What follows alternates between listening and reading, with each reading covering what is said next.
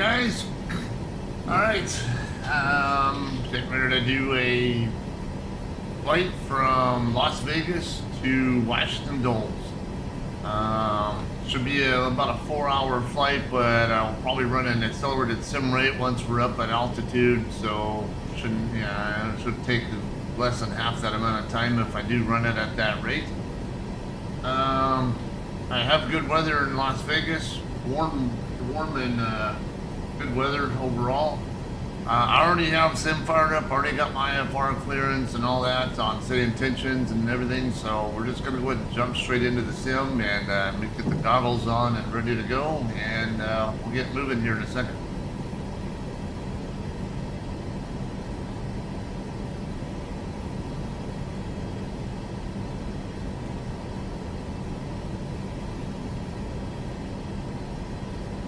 Alright, I need to get my virtual desktop fired up on the goggles.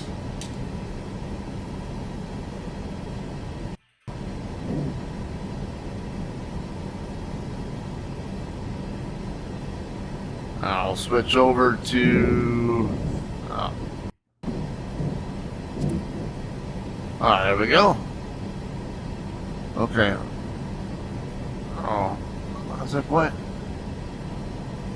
I already got my clearance, so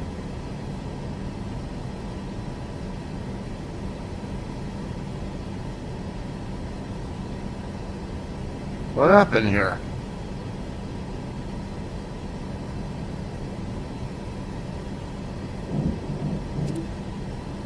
Okay, let me switch over to the desktop app to double check, because it's acting like it lost my clearance. Yeah, I don't see anything.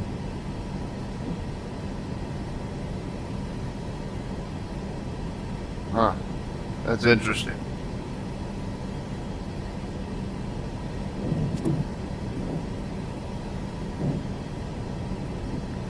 Okay, I guess we'll ask for it again, because I had everything set how I wanted it. Oh, you know, it even changed my. I even already have my COM 2 set up how I wanted it, and it changed that too. That's weird. I like having COM 2 set up to the ramp channel. I had all this preset, now it's on guard for COM 2, and I want it on the ramp channel.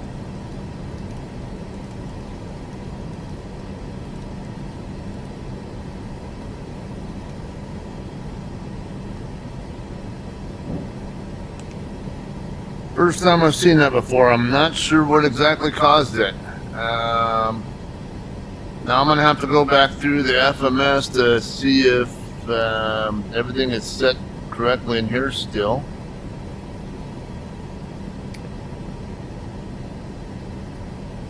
Okay, yeah, looks like we're still good. Rotate speed is 143, want to have 152 minimum for engine. I'm going to go ahead and request clearance again. Clearance United 688, request IFR to Washington Dulles.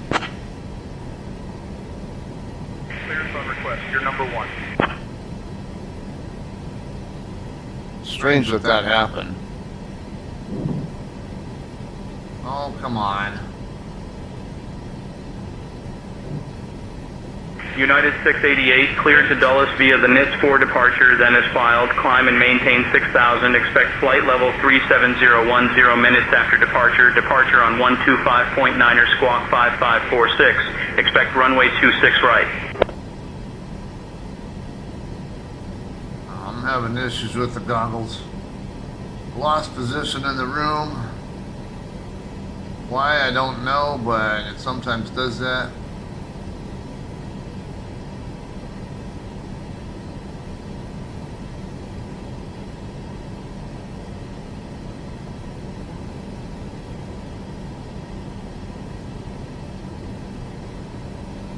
Come on. Are you gonna fire back up or not?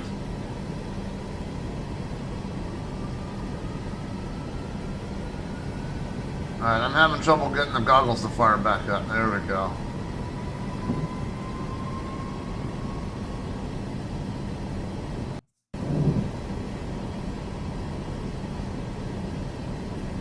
Don't know why this stuff's acting up so much today.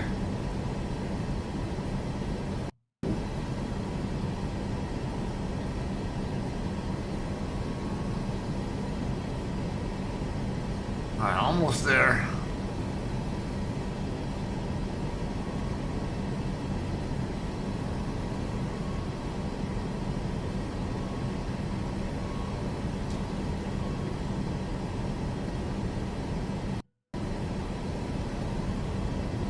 Okay. I reset center. Okay, so let's see.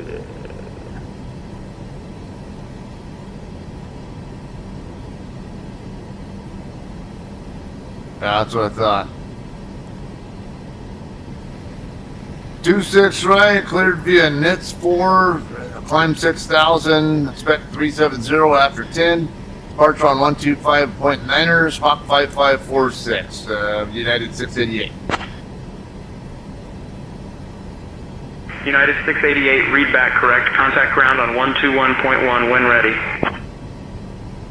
121.1 for 688. Okay, I need to get, since I have fuel on my center tank, because it's going to be a little bit longer flight, I need those pumps on for now. And I think I already have everything set up how I wanted it. And kind of just glance through. Alright, yeah. Okay, let me so I can get this moved where I want it now. And I like having this up here in the ceiling too. Should be pretty easy. We're parked over here in Delta 35. The default scenery has it as some other gate. I can't remember what gate it is, but it's basically right here. We're gonna come down here more likely to Charlie. Probably Charlie and Bravo would be our taxi to get to... United 2356, request pushback. United 2356, push and start approved. Pushback and start approved. United 2356. Allegiant 36, give way to the southwest ahead. We'll give way to the southwest 737. Allegiant 36. United 2667, give way to the southwest 737. Giving way to the Southwest 737, United 2667. Southwest 362, ready for push and start. Southwest 362, cleared for push and start. Pushback and start approved, Southwest 362. United 688 ready for pushback and start.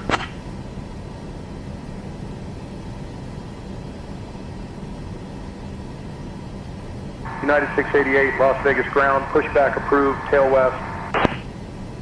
Pushback, start up, approved, tail west. 688. Okay.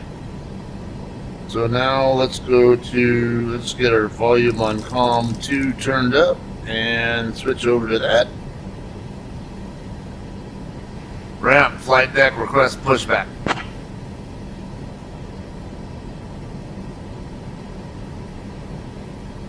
Ground to flight deck, tug on the way for pushback.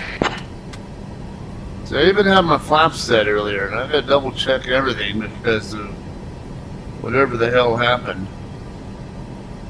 Alright, get our ignition switches on. Bypass pin inserted. Just let me know when you're ready to start the pushback. Park and brake release, ready for pushback, tail west.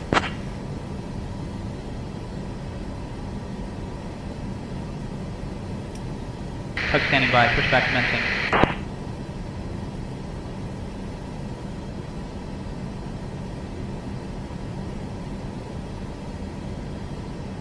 Alright, they're gonna clear me for start anyway, so we're just gonna go ahead and do that now. Ground to flight deck, clear for engine start sequence. Copy, clear engine start.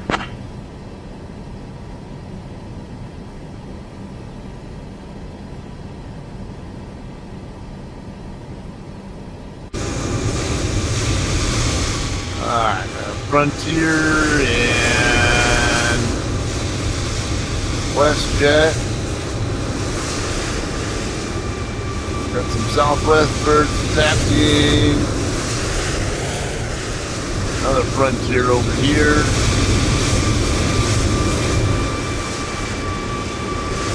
Nice view of the Las Vegas skyline there. Not the best graphics quality in the world. I need to get a better video card for this, but hey, where are you turning me? That's not Tail West, is it?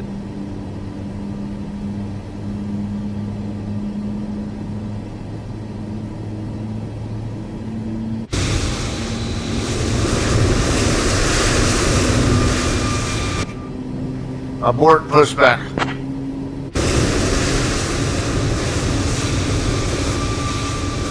Emergency release. Set brakes.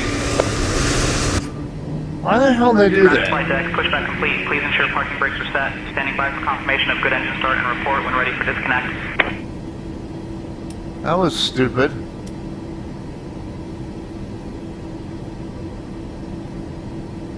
And how'd I end up at flaps 25? I had them at 5 earlier.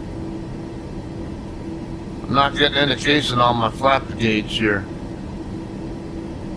Okay, so the lever was already at 5 before. Why did the flaps not move? I got the electric, the aux pumps on.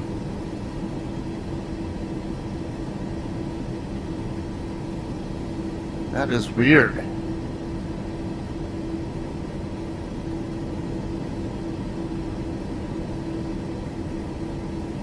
Let's see what happens when we get both engines up online.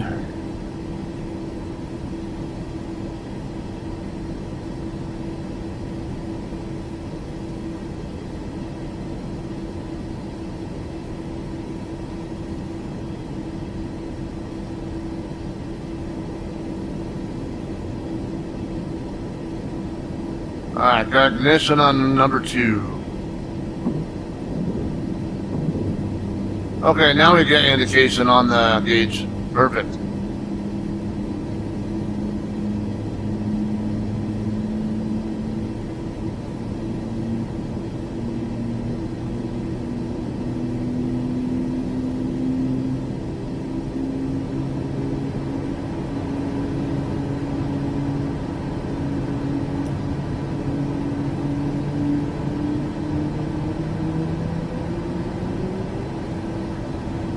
Okay, we are good on there. Let's go ahead and get our engine-driven generators up online. Don't need these. We can close the bleed valve for the APU now. Shut off APU. Get this switched over to ground. And let's go ahead and get these to auto.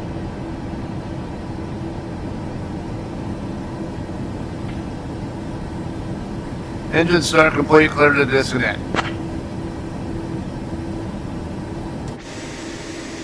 Roger, standing by for further instructions. Okay, they already left anyway, looks like.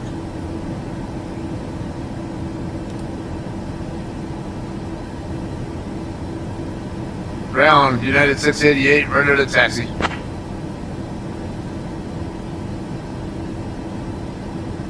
United 688, Las Vegas ground, push and start approved. Tail west.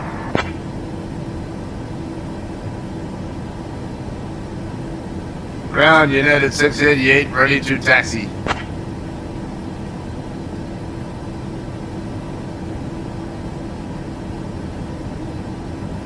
United 688, runway 26 right, taxi via Charlie. 26 right via Charlie for 688. Okay.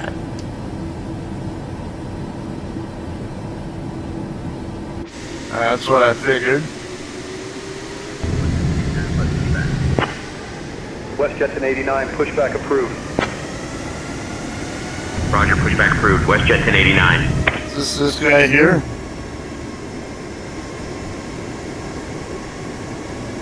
I don't know why this stupid thing pushed me back. Like, it was supposed to go tail west, which should have just been straight back. Because I was park facing tail west mostly.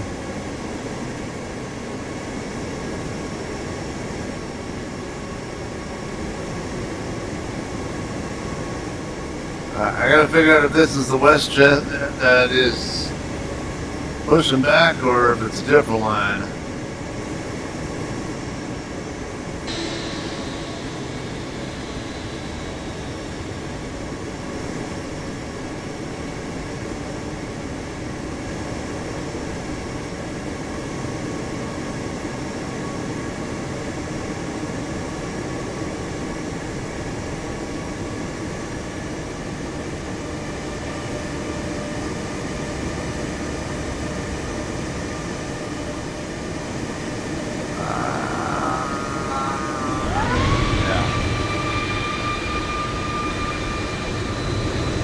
Yeah, the WestJet's around here. He's not pushing back yet.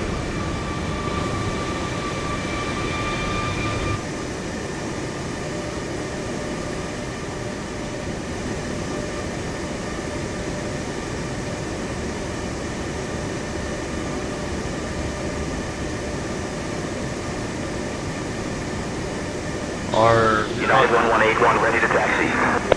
No, that's a whole. United 1181, runway 26 right, taxi via Charlie. Okay, so Runway 26 right, taxi via Charlie, United 1181. okay, there's another United flight that's getting ready to taxi toward on the same runway.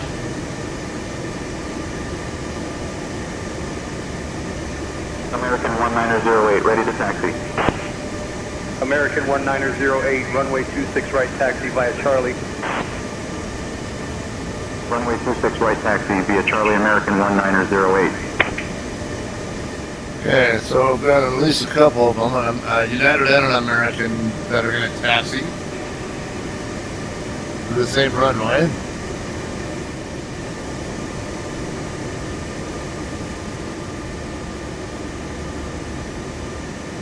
Don't see any other activity yet, but WestJet 1089er, runway 26 right, taxi via Charlie 3, Charlie.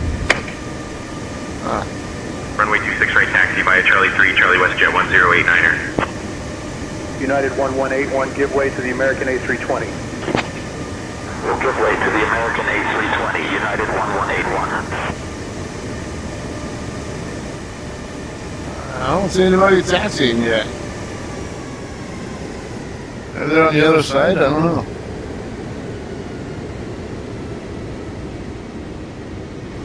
Interesting.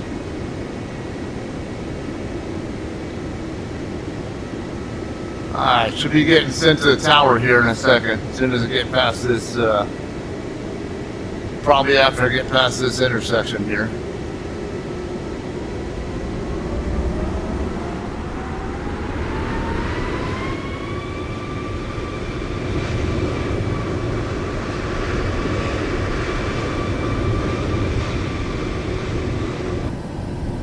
United 688, contact tower on 118.75.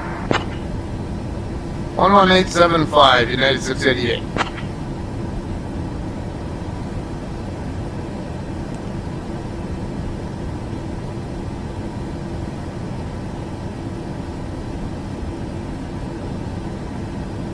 Tower, United 688, holding short of 626 right, ready for takeoff.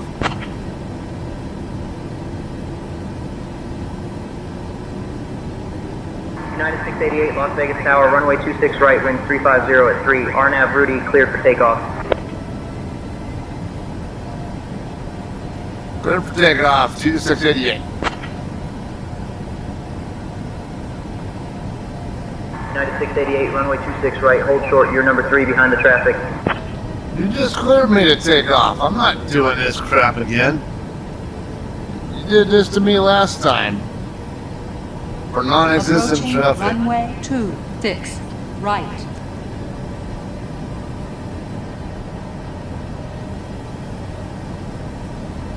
Somebody even over here.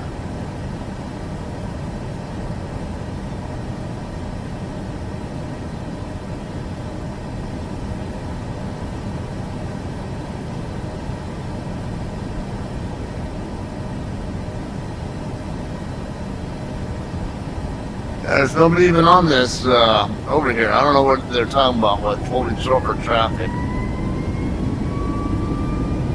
Southwest 4287, contact departure. Departure for Southwest 4287. Good day. Unless they're talking about runway 19 departing traffic. I don't know, but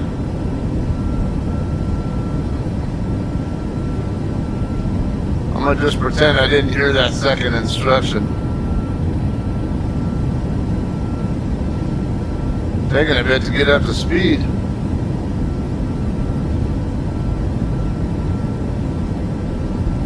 On runway 26, right remaining. Rotate. 8,300 feet. Big Stripe 100, contact ground on 121.1. Switches to ground, fixed stripe 100.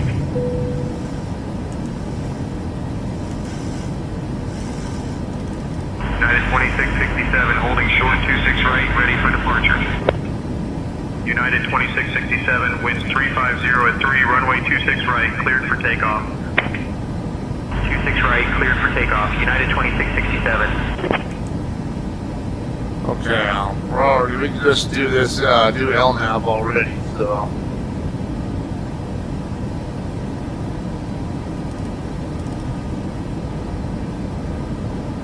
Still working our airspeed up.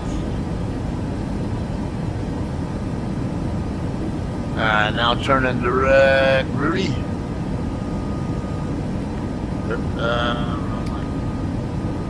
That's what I wanted. Okay. Contact departure. Was he telling me that? It's hard to tell. Yeah.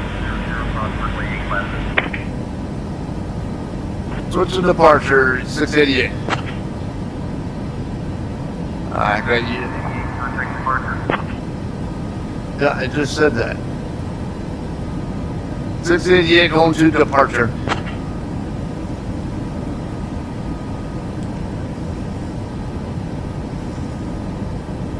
Departure, United 688 with you, 4,400 climbing 6,000.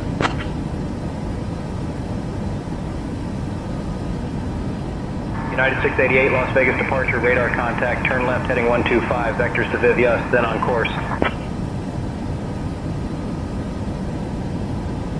Up turn 125, vectors to Vids, then on course. 688. Kind of a weird shit. Come on. No, come on. I need you turning the other way. Was not expecting that. 667.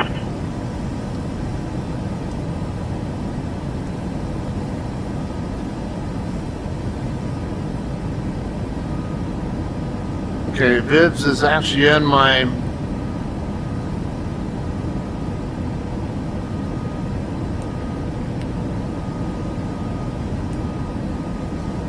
Alright, let's come on. Why are we not turning direct setting up directly to Vids? United 688, climb and maintain flight level 240. Climb flight level 240, 688.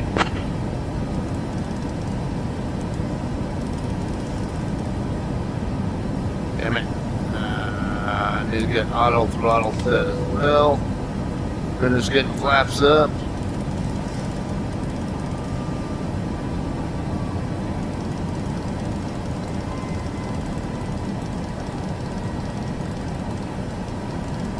Spending too much time dealing with this crap, so I can't sit there and enjoy the scenery as much.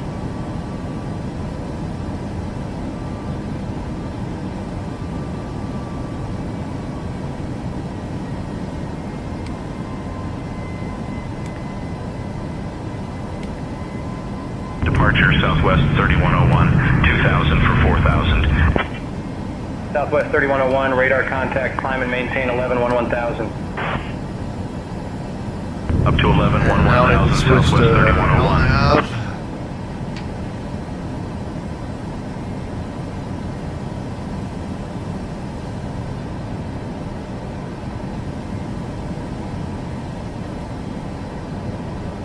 Okay.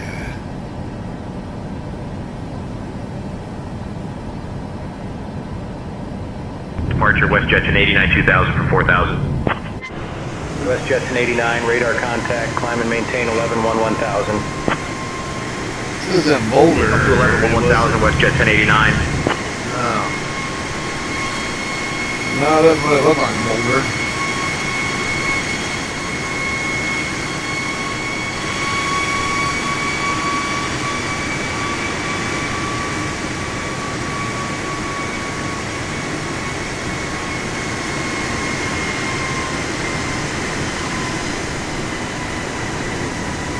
United 688, climb and maintain flight level 270. Climb flight level 270, 688. Southwest 3101, contact Los Angeles Center on 124.625. 124.625 for Southwest 3101.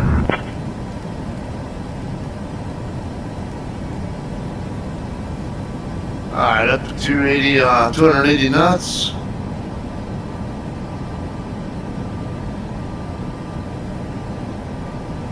That lake meet over there?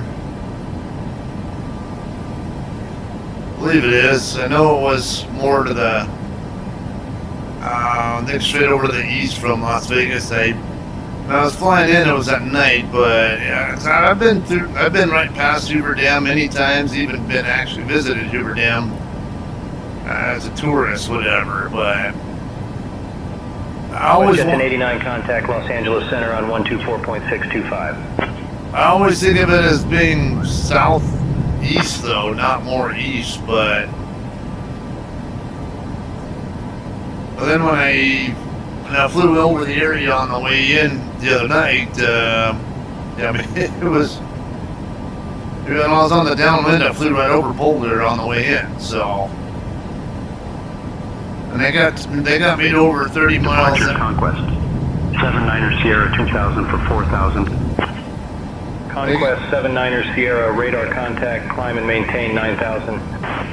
Yeah, they got me to over 30 miles out on the downwind lake before I gave up on them giving me vectors and just turned myself toward the runway. Or more so the initial approach fix. United 2356, contact Los Angeles Center on 124.625. 124.625 for United 2356. Good day.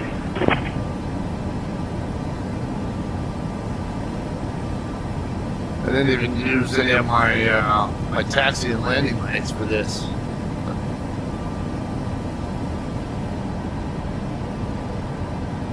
Okay, yeah, that's the Boulder Airport right there next to, right there below us. United 688, climb and maintain flight level 320. Flight level 320 for 688.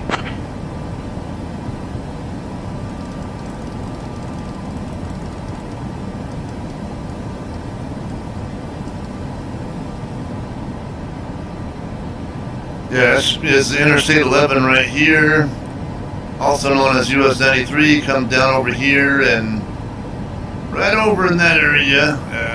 If I'm looking at the right, yeah. That'll be Hoover Dam right there. Contact Los Angeles Center on 134.65. 13465 for 688.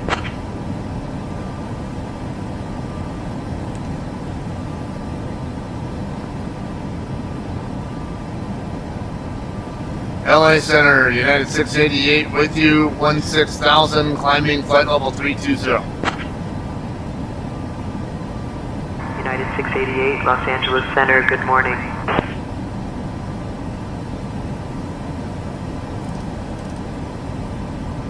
Okay, having a little bit of trouble keeping it at 280, so time to start decreasing our vertical speed a little bit.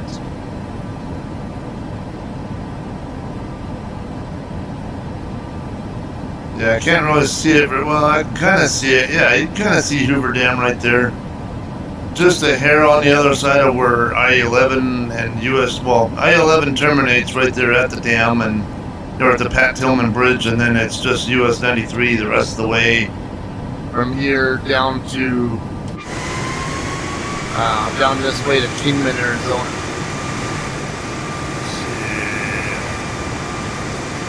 Yeah, you can barely see the right about where the dam is at. Where all that terrain is right there.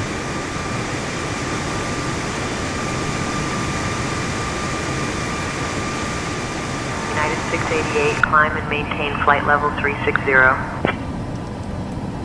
I'm just climbing all the way up to 370.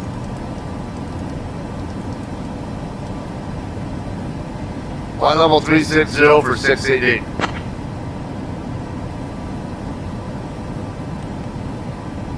Alright. A little late getting my altimeter set to standard, but it's alright. Alright, we are good here on airspeed. We're right at the limit though on where I want to be with inland speed, so we'll come down a couple more 100 feet. Okay, let's get this zoomed out.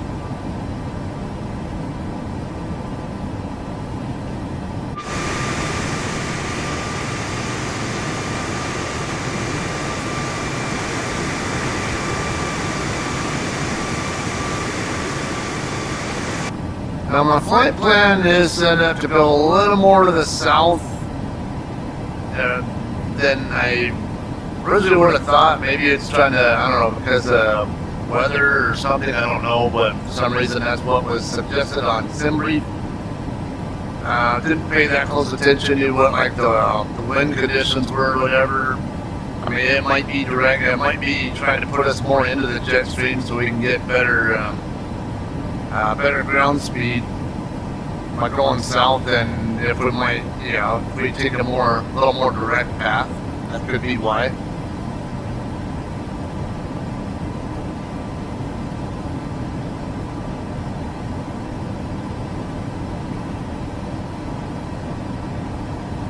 Then again, it could also be Great Circle Route type of thing, but I think Great Circle Route would be, I would take a little bit more of a kind of a northy route out of Las Vegas and then kind of work back a little bit to the south. United 688, climb and maintain flight level 370.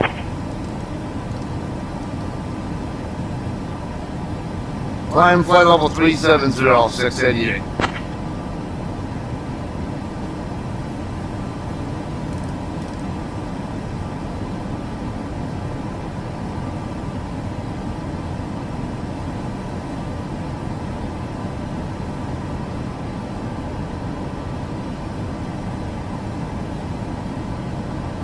Okay, let's do a little bit of math here. Figure out, let's see, if I'm about 14,000 feet from top of climb.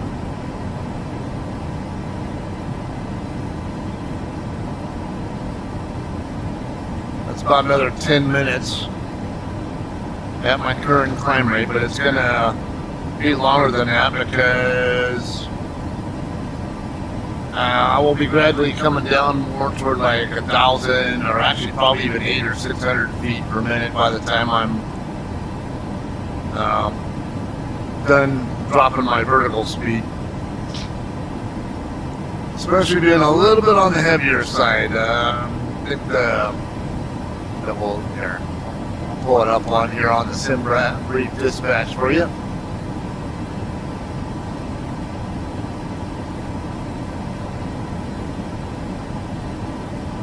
Okay, so max takeoff is 182.2, and we were taking off at about 159, almost 160. So, not that bad, I guess. But I mean, considering zero fuel weights, 133.8.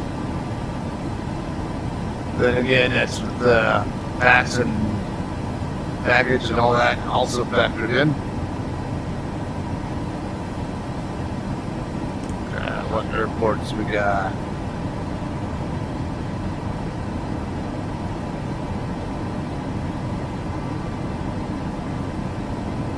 Not a lot of major, more significant or notable airfields showing up on the Fish Finder.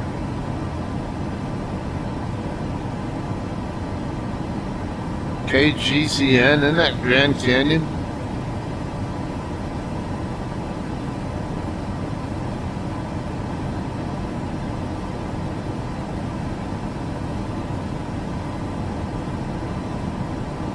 Yeah, Grand Canyon National Park. Okay.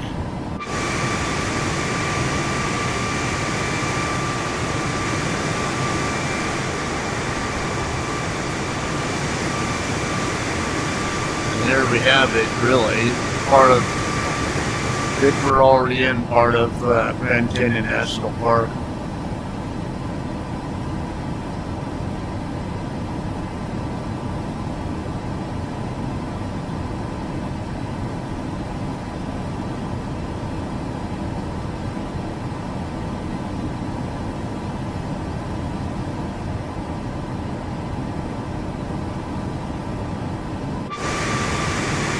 Oh, that Grand Canyon Airport's like 80 miles away, but Grand Canyon National Park's a pretty large area.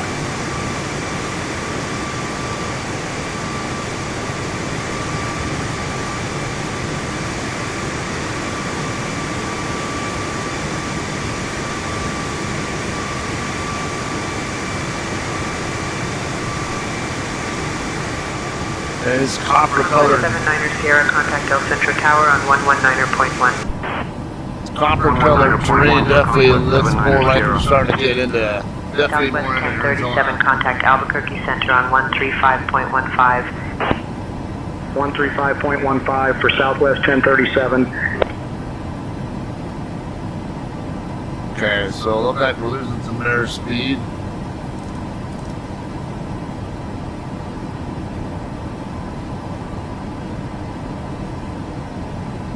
We'll stay about 280 knots until we get to Mach 7.8.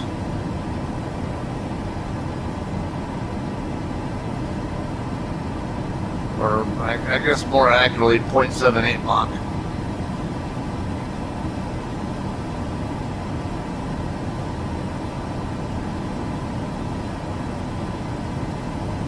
Okay.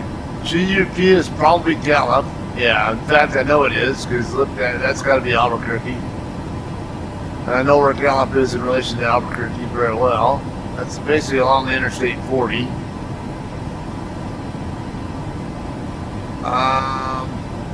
Texoma, I think, probably right there by the, or unless that's Amarillo, I don't know, but I want to say there's one called Texoma or something like that, right there at the Texas and Oklahoma border. SPS, that sounds very familiar. I just can't think of what it is. And that's probably Texarkana, Arkansas, or right on the Texas and Arkansas border. Then start heading more up toward Memphis. Then we'll hit that Hitman, not VOR, waypoint. And kind of start entering our arrival procedure over in this area.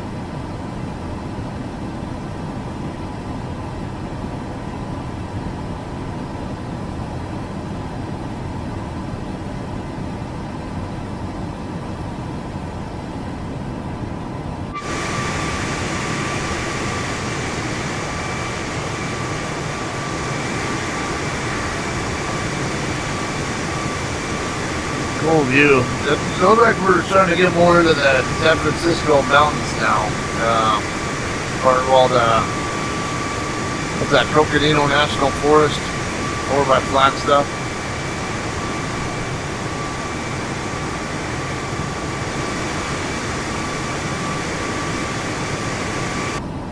I don't know if we're quite that far. Might not be, because we're not even to that Grand Canyon Airport yet.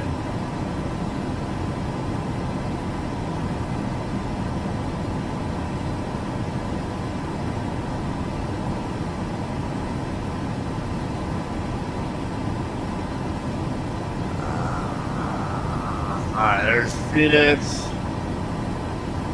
Yeah. Flag is straight to the north from Phoenix, so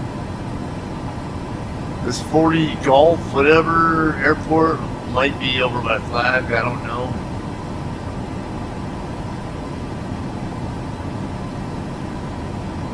KINW, I've been through this area before. I'm like, what's KINW?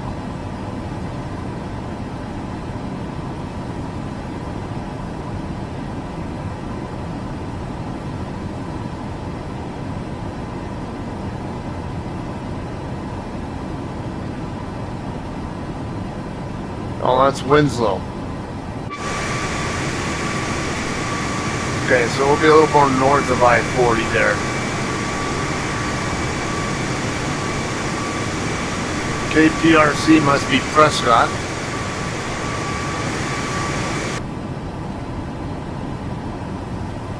Okay, let's get down to 800.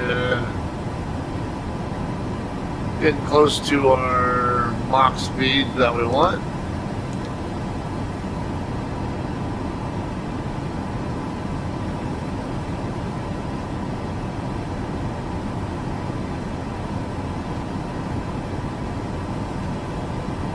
Let's go and drop it to 600. See if the airspeed reacts. Yeah, it's starting to react a little bit.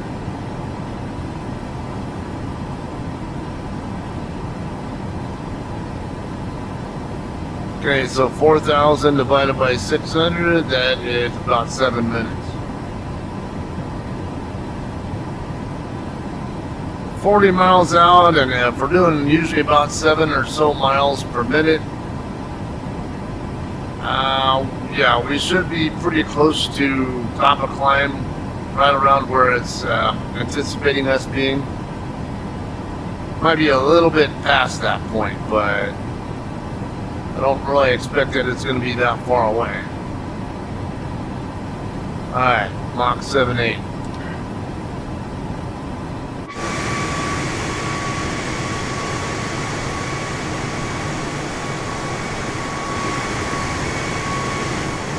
Okay, past Grand Canyon National Park, it looks like.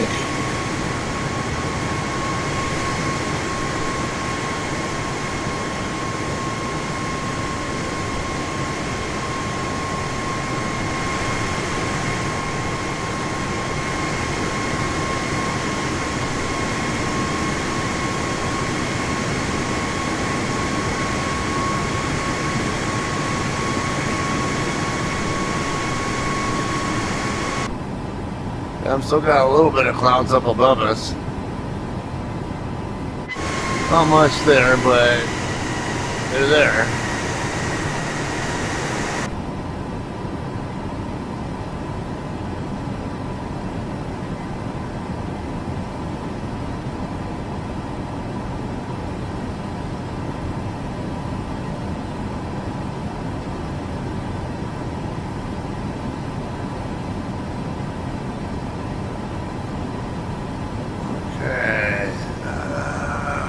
Looks okay there.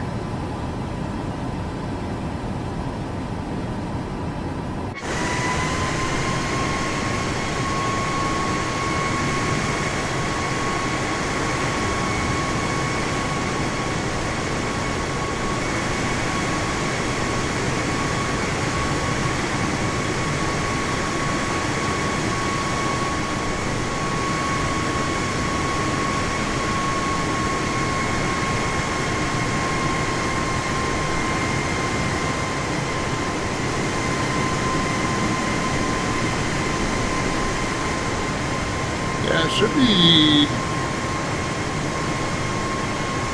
Yeah, I mean, Flagstaff should be straight over here to the south of us somewhere. They're pretty close to us.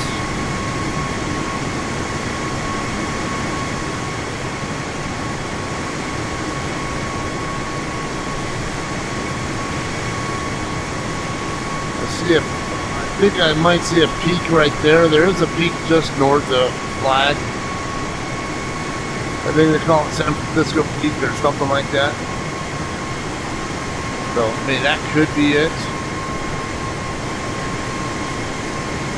just with the coloration and all, and shadows and all, and it's hard to tell if there's any where the city lights are at, or city area is at.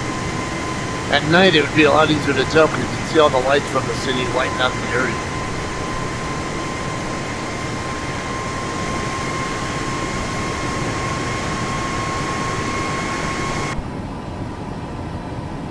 It's about 180 regular miles from Flag to Gallup.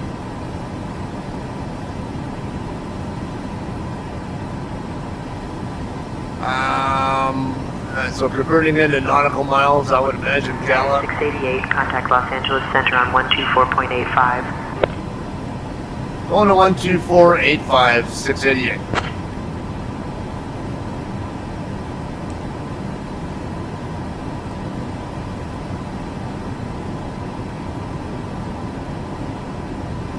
LA Center, United 688, flight level 350, climbing flight level 370.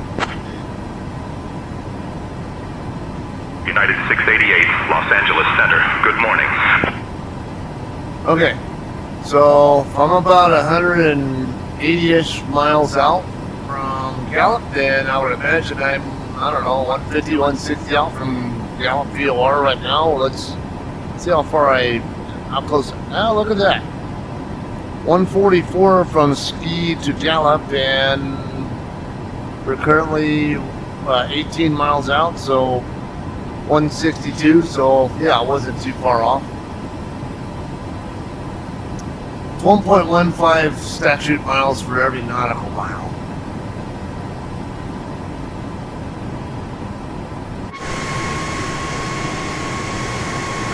Starting to get a little bit of cloud cover, mess with our view.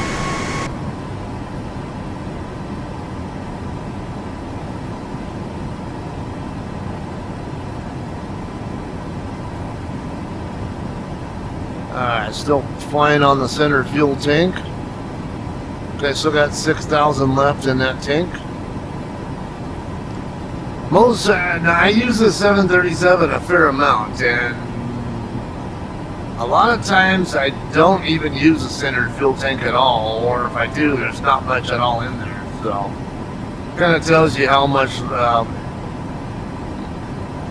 longer per se this flight is compared to what I typically do in the 737.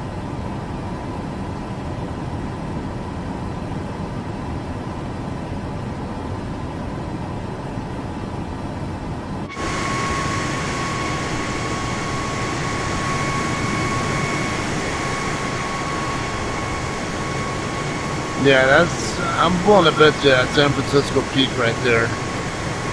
That's the most prominent peak in the area, and that's what I'm seeing there.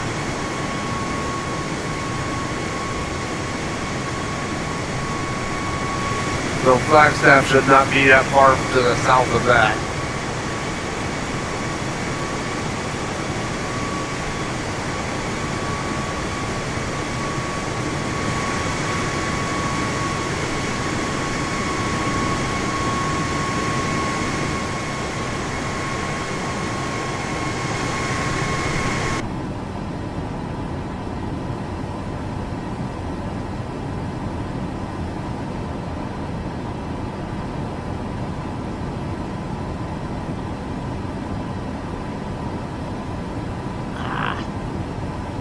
We're over Ski.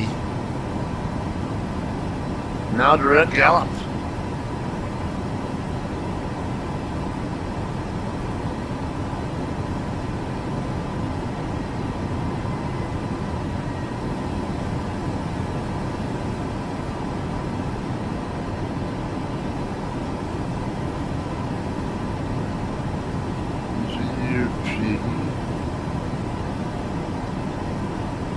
Gallup VOR.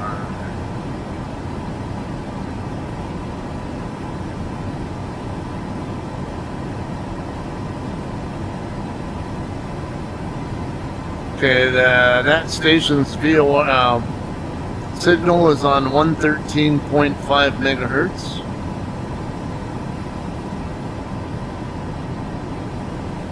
So if I wanted to,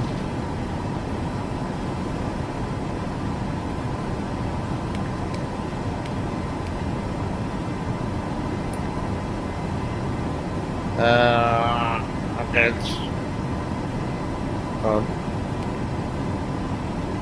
there we go.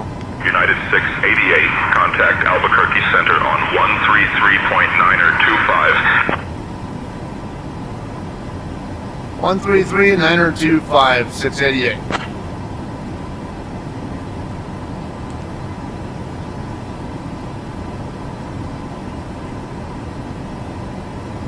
Albuquerque Center, United 688 with you, flight level 370. United 688, Albuquerque Center, good morning.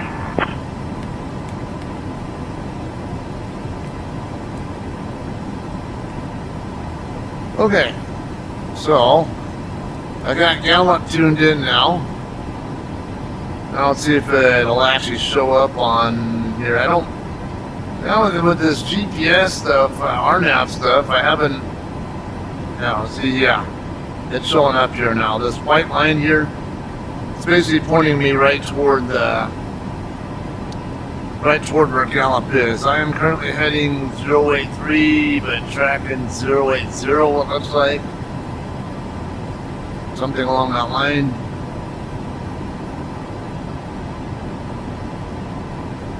Six, seven, eight, yeah.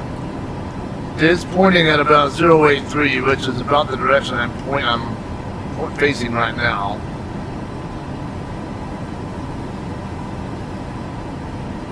So if any of you guys who haven't been around aviation in a while and aren't used to using VOR point-to-point navigation without GPS, this is what it used to be. You would tune into, like say this point here, Gallup.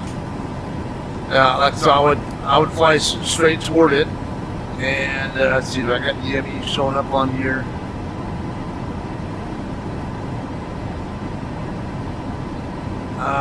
Well, VOR1 is showing TBC. That's not where I'm trying to go to, so.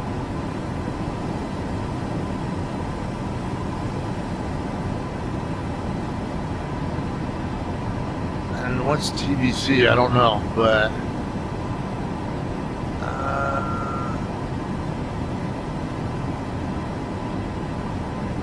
I don't know what this is.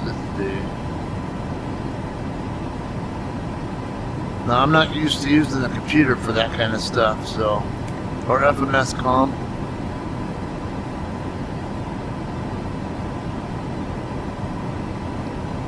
No, I don't see anything on there.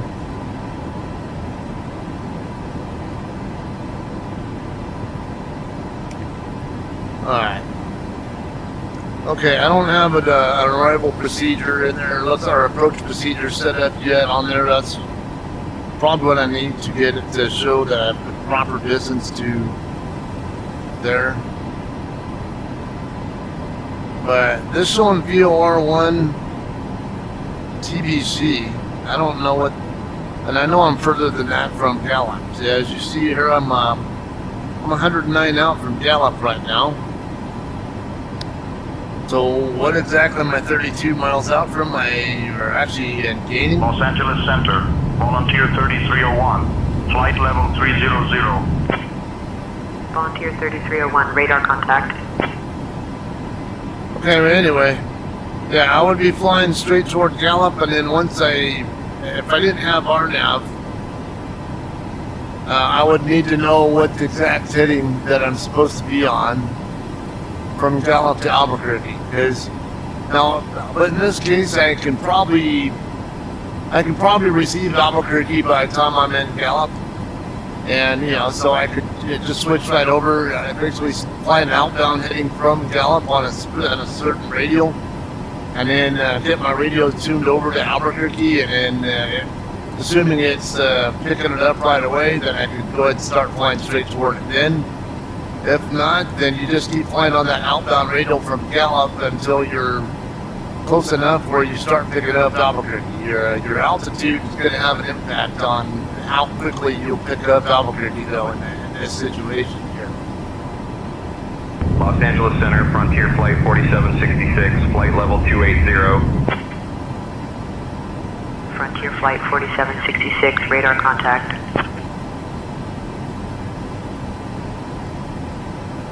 Okay, so I think I'm gonna go ahead and change my sim rate now. Los Angeles Center, Citation 5, Charlie Victor, flight level 460. 5 Charlie Victor, radar contact.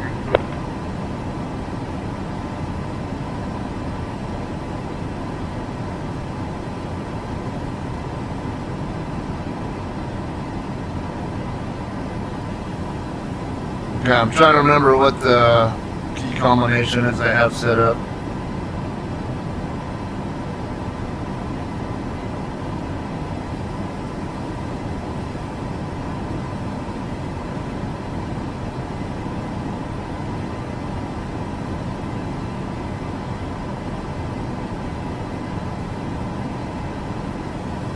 Okay, I'm forgetting what the combination is I have set up on here, so it's not respond. I know it's some kind of combination of like Alt Shift or Control Shift or Control Alt whatever, and my plus and minus keys. I just how about that one?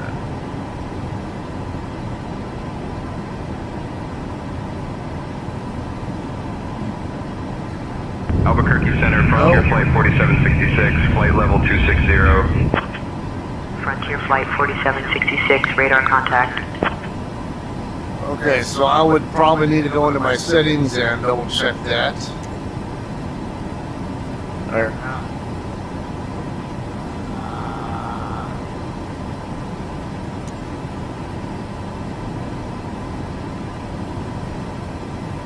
Thought I could go into that from here.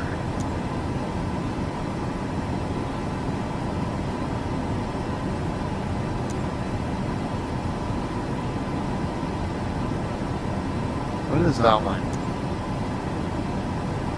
Oh, FSLTL traffic. FCR embedded, toggle active pause. Alright.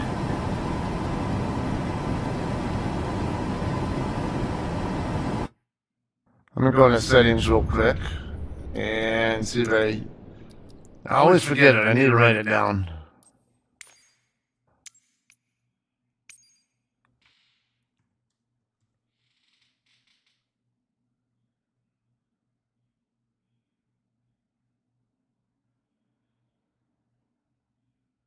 Alt R, okay. Alrighty.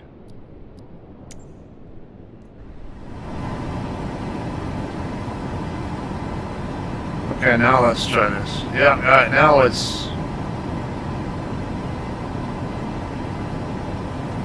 Now I'm looking at my UTC time responding in kind. That's what I was looking for. I remember earlier versions of my flight simulator, like 95 and 98, whatever, when you went into accelerated simulator, it would actually pop up like a flashing indicator, like in the corner of the screen or something like that, if I remember right, saying what center, at the top center, bottom center, whatever the hell it was, saying that your sim rate is at such and such rate. But with this version, it's not the same way.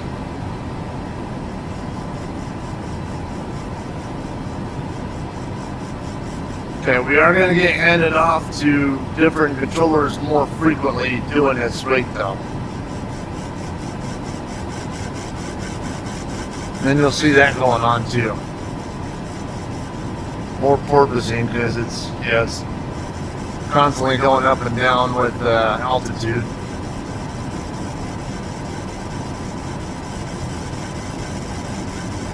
We'll also have to keep an eye on the center fuel tank more. Damn.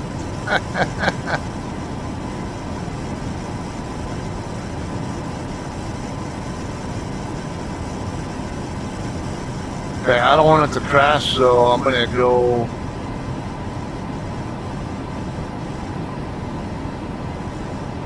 See if I can get it to stabilize a little bit.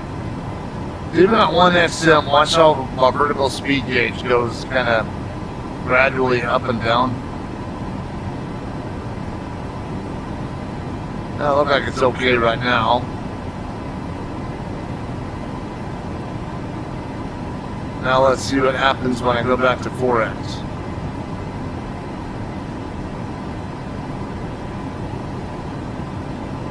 Actually, that's okay for now.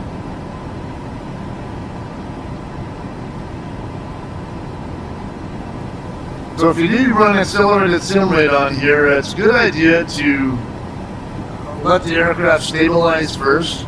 Speed and altitude stabilize first before you do it. Because otherwise, yeah, you're more likely to see a lot of that porpoising going on. And you can see how it's much quicker recovering all this ground here now. Starting to porpoise again.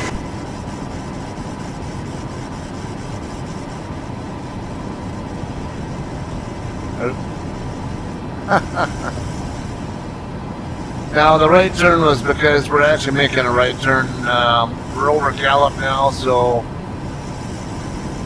turning direct LORAT. The other thing is because when you on flight sim, when you start getting into different areas where the pressure altitude changes, or density altitude, whatever, in a particular area from one spot to another, it's going to change what your indicated altitude is, and your aircraft has to adapt to it.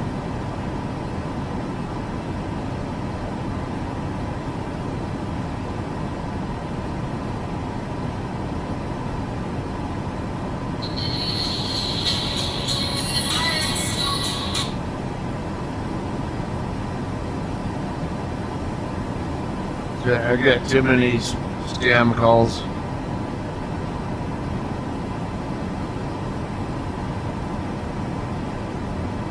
Okay, Albuquerque is about 90 miles ahead of us. We just...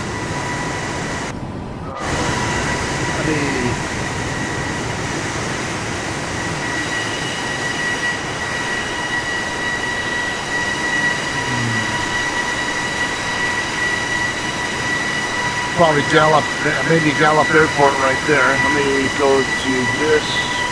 Yep, Gallup Municipal. In fact, I can see Contact Albuquerque Center on 125.2. 125.2 for 688.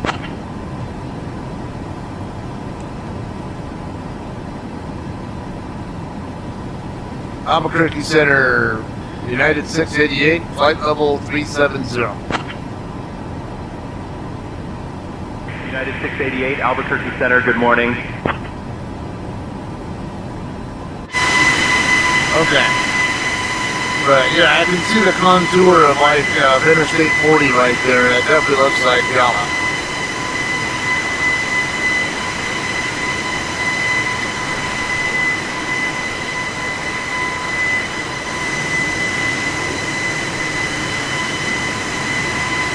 And then Continental Divide is right over here by where we're at now. Just not far past Gallup.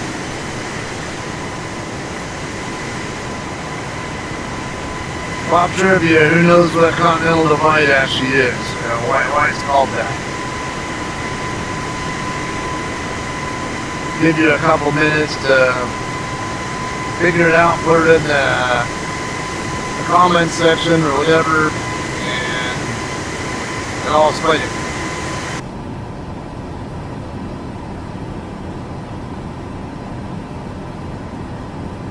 Guess I should pull my, I can't see the text though unless I switch over.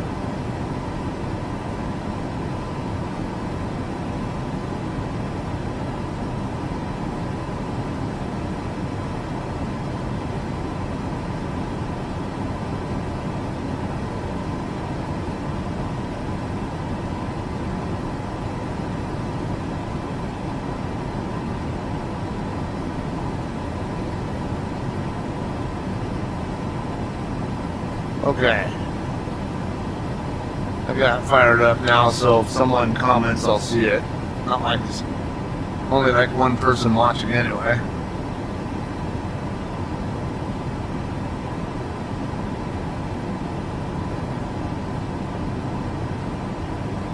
Still about 150 out from Albuquerque. How are we that far out? We just crossed over Gallup. It's not that far from Gallup to Albuquerque.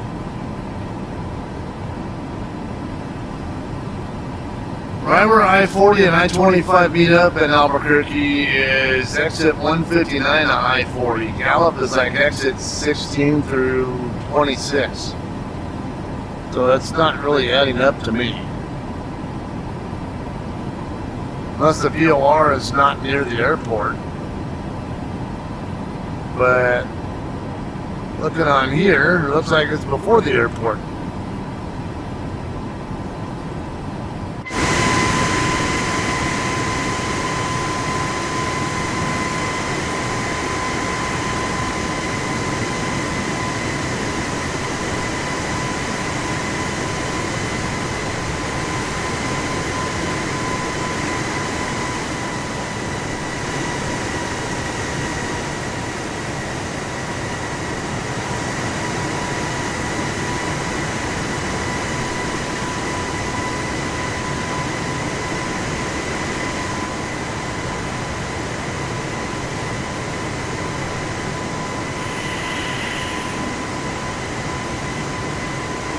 This isn't Grand Center lawn area here, is it? Hard to tell at this altitude.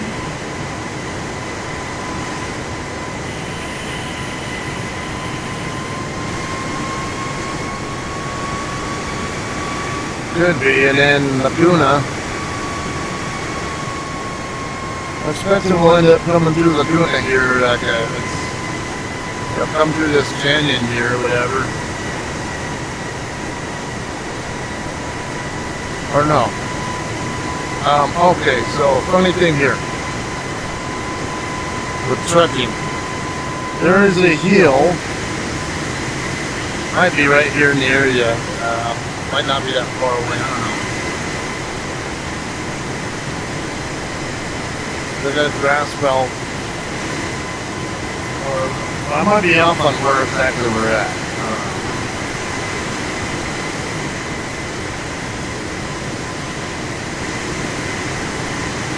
But there is a hill over here.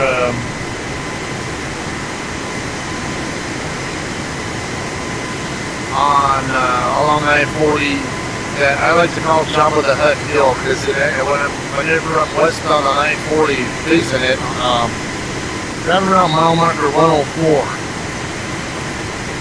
There are a couple of casinos, one at exit 102, Sky City, and another one at 108 called Route 66 Travel Center and Casino. And right in between the two, there's this hill. And I swear it looks like Jabba the Hutt every time I look at it.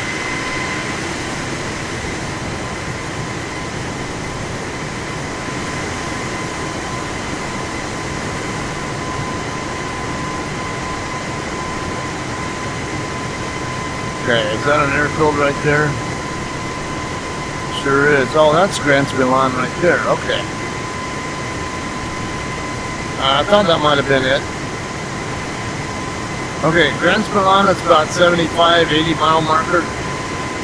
So we're about 70, 80 miles away from regular statute miles away from Albuquerque now at this point.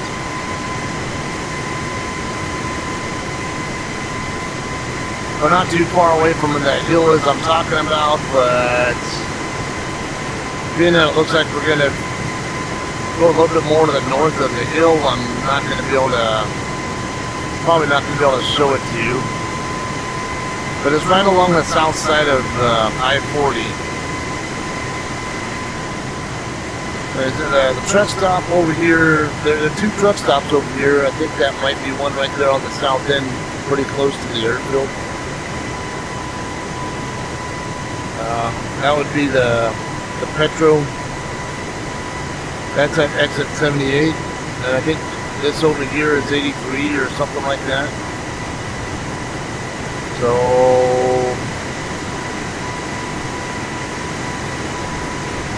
okay, I think right around over this area up here.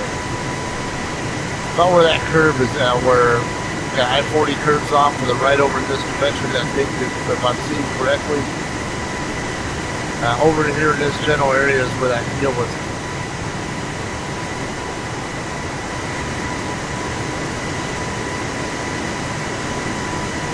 Oh, anyway, Continental Divide. Let me get back inside so it's not quite as noisy.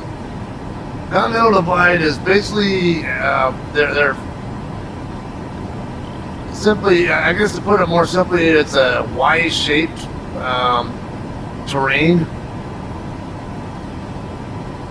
where it goes on the south end, you know, from, yeah, let's say from Mexico, well, from the, what bodies it comes? You see it, Cortez or something? I don't know. I forget where it comes out of on the north end, not on the south end there, but, you know, it basically comes up through New Mexico. And then in Colorado, it splits off into two. I think it's Colorado where it splits off. And what, you know, so you have two different spots going through Wyoming where, you know, you have different continental divides. Yeah, one a little further over toward like Elk Mountain area, if I remember it, and another one that's further over toward like Fort Bridger and stuff like that, if I recall. I don't go through there so much anymore, so I never at all. So I forget what the exact areas are at, but it's something along that line. If you just picture it being a Y, basically everything to the southwest part of the Y, any kind of water runoff, you know, like from rain or whatever or snow, all of that water will run off into the Pacific Ocean. And then water to any water coming off the southeast side of the Y will go to the Atlantic Ocean, generally speaking. And anything up on the north side, inside the two parts of the two upper halves of the Y, those basically go up to the Arctic Ocean. Basically how that works.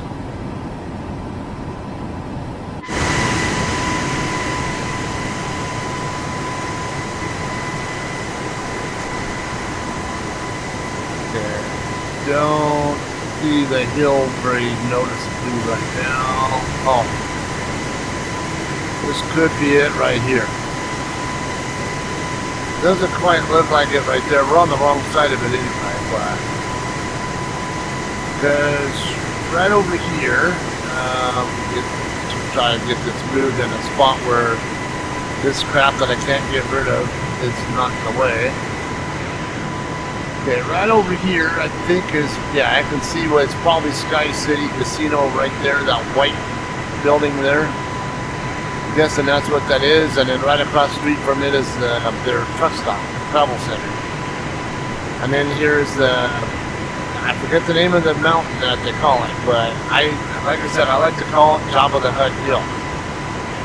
Then it comes around through this little canyon here, and then there'll be another truck stop over here, Dancing Eagle Travel Center on one side of the road, and right across the street from it is a casino and a shopping center. And right up coming through here is Laguna, New Mexico, and not too much further up this way will be Albuquerque.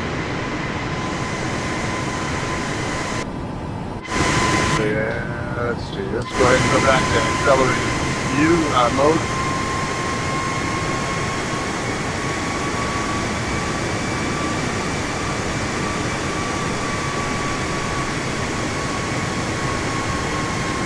Oh wait, before I do, I was going to show you. Okay, so see, we're flying direct to Albuquerque now, but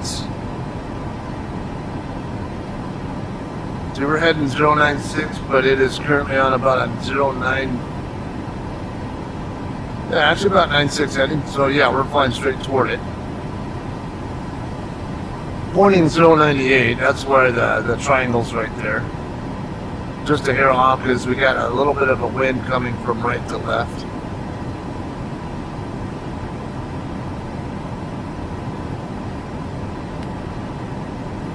Okay, TXO. If I want to put in that next one there. I could do that on COM 2. I'd have to look up the frequency for it. VOR. TXO VOR. Texaco.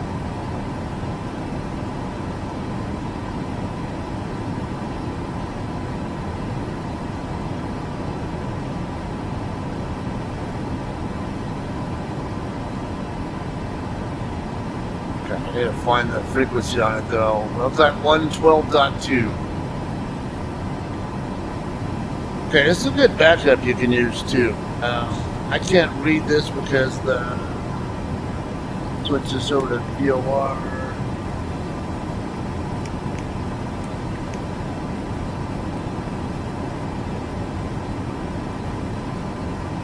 Okay, yeah, we're active. Should be, so. Yeah, so you got the frequency tuned in right there. Don't have DME on this thing, so as we get close to Albuquerque, this is going to flip. Or actually, well, we're going to be turning more. What's that? About 092-ish. Somewhere in that ballpark. So yeah, at least a few degrees to the left from where we already are. This will flip from 096,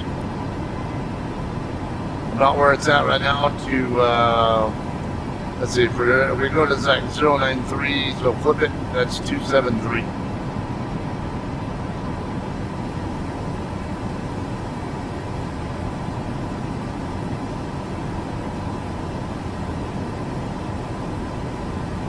Okay, I can turn on VOR2 as well.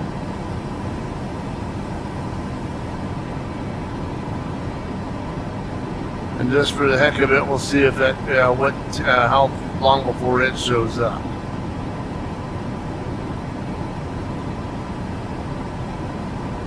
It's a good backup to use too if you're, because you can't rely on GPS to always work. You could have solar flares or some kind of interference that can cause the GPS to not work. Even your, the GPS hardware or software itself could have issues where it doesn't work, and then what do you do? How you gonna get from where you need to go to where you need to, where you are to where you need to go if that's all you have to rely on? And like, well, I don't know where I'm at now. My GPS ain't working. It actually is a thing, even if it's not very common.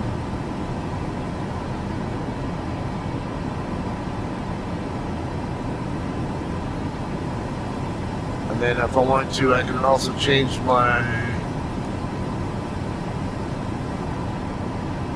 heading button so it lines up with that. Or, well, 98 for 99 now is what I'm actually facing. So I can, I'm facing 99, but traveling at 96, 97.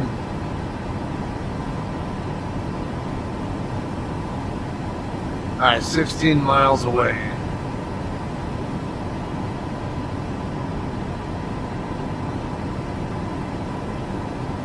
Go ahead and accelerate this just a tad. Maybe I didn't do it right. Alt-R. Alright, now it is.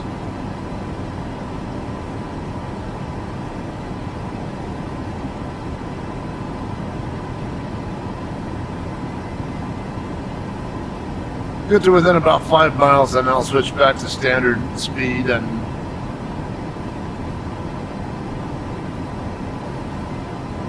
watch again.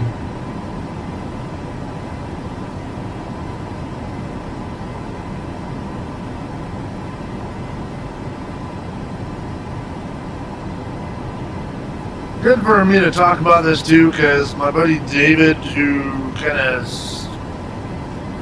the plan was to help run this channel. while we collaborate, whatever. He doesn't have this kind of experience that I have, so we have talked about, I've talked about showing him how to navigate using the VOR method. Okay, so watch. We're about to cross over Albuquerque now. This white line should flip.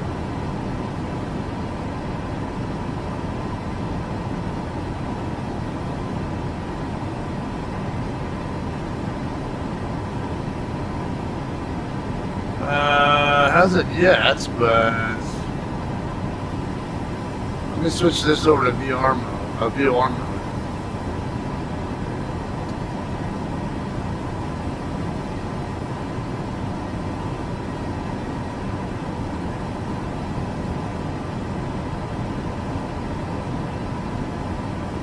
Okay, it looks like it's already switched over. I'm not sure, but I was expecting this white line to flip.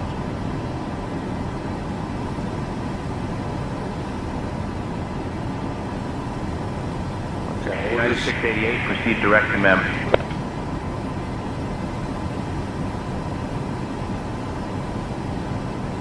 Direct Memphis, United 688.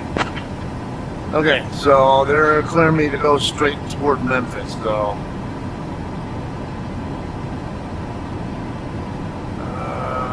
Make sure I'm back at normal speed. Okay, yeah, we are.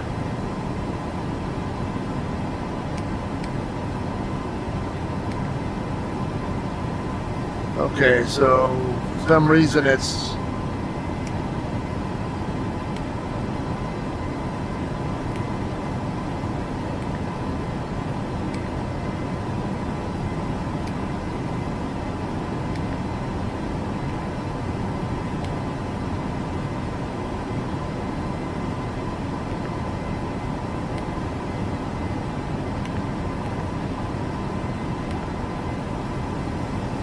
okay, now that's El Navit.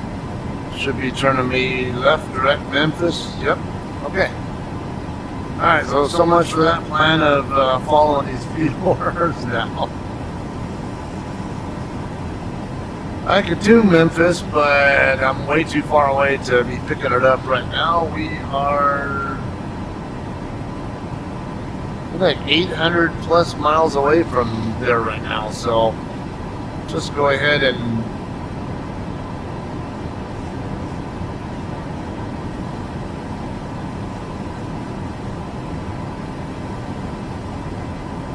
okay, I want to double check my.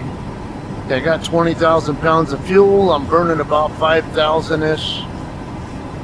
Between 4,500 and 5,000 per hour. That's about normal. So at least 4 hours of fuel remaining.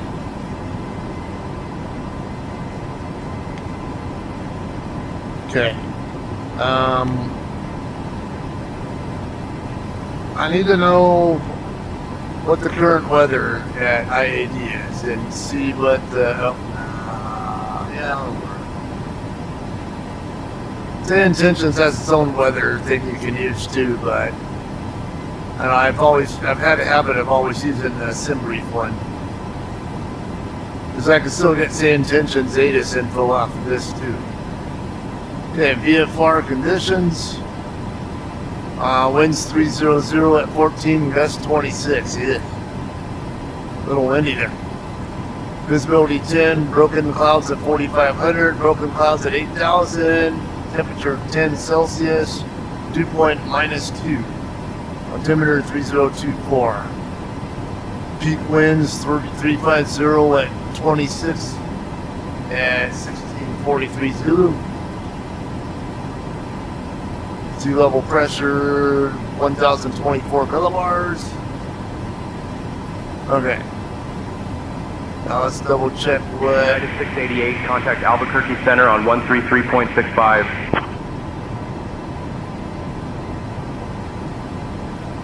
133.65 for 688.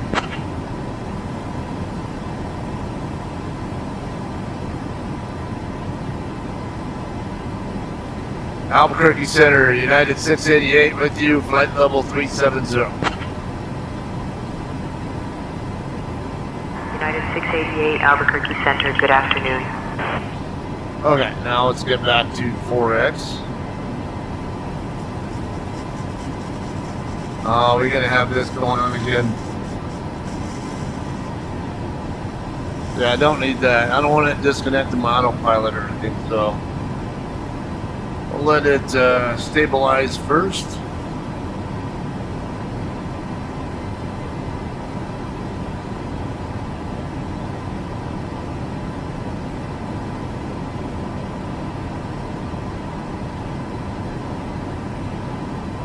Okay, I think we're good.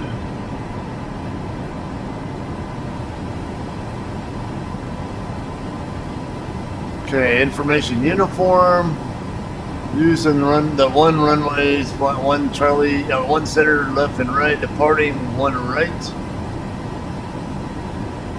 Winds 30014. Yeah. Everything else looks the same. It's just arriving any of the ones.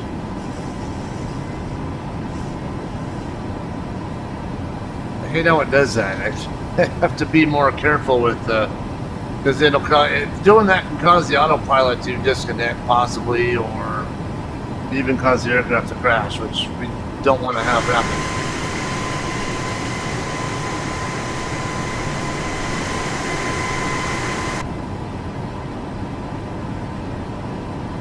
Oh, I'm actually at 2x speed right now. Look at the UTC time on there, so.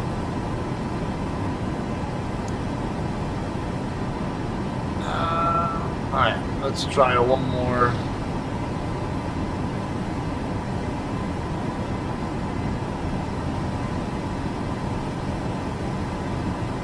Okay, I want to switch over to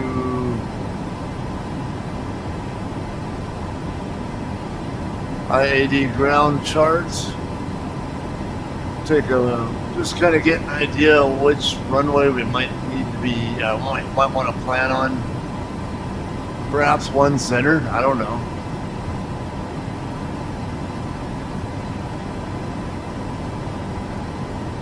Best I can tell, most of the terminals are over here, so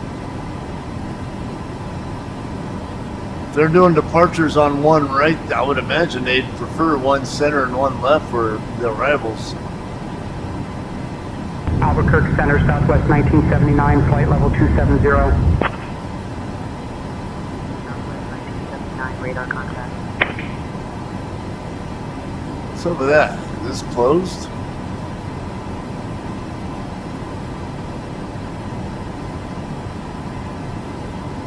Are those just hold lines or no? It's. I'm not used to seeing. Oh, takeoff hold lights. That's why. Okay.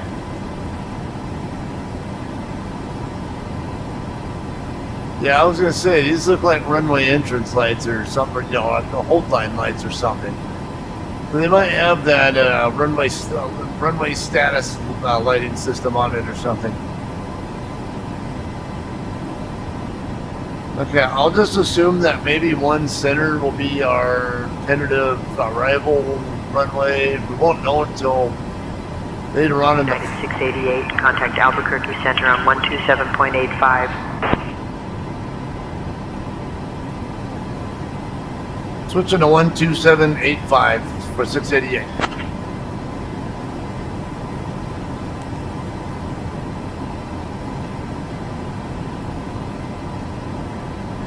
Albuquerque Center, United 688, flight level 370.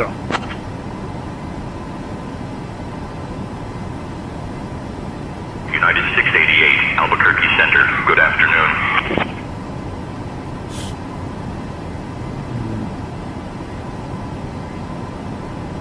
No, that's about as far out as it goes. Okay.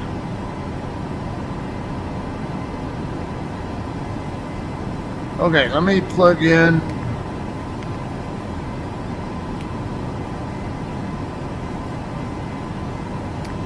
ILS 1 center.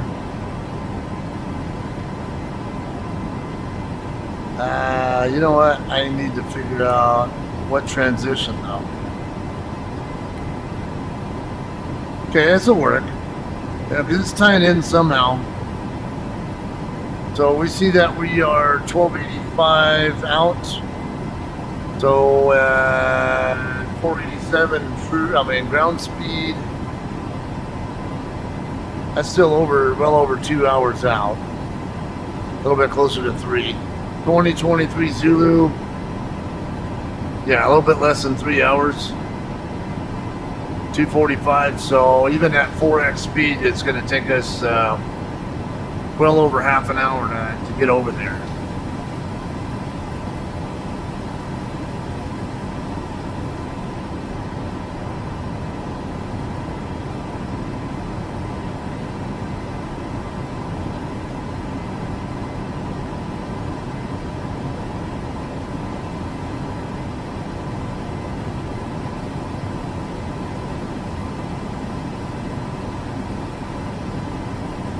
Yeah, so it's maybe a little bit more direct. I don't know what the wind conditions are like coming down here. If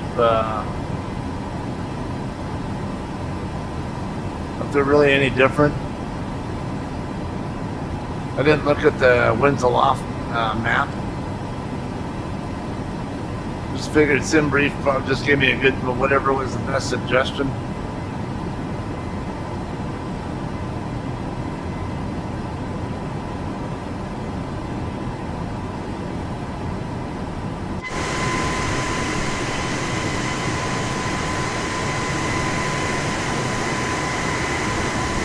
Now you know what it's like to fly at almost the speed of an SR-71.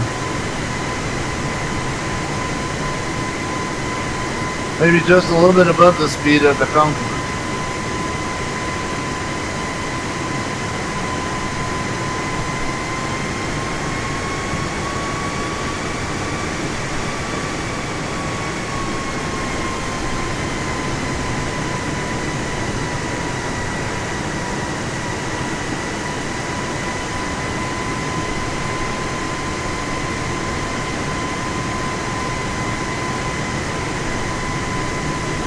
Ah, okay, so SPS is Shepherd Air Force Base. Same place I went to do my tech school training to be an aircraft mechanic in the Air Force.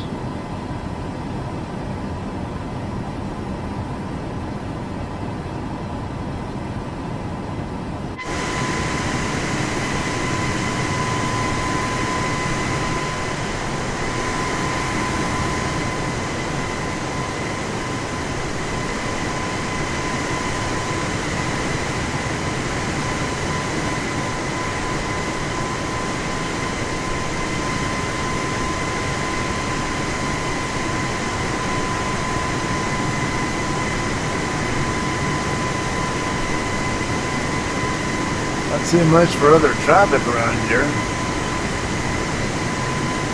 United 688, contact Fort Worth Center on 128.4. 128.4 for 688.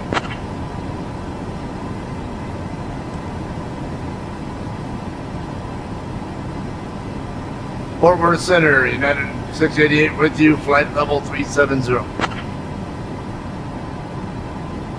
United 688, Fort Worth Center, good afternoon.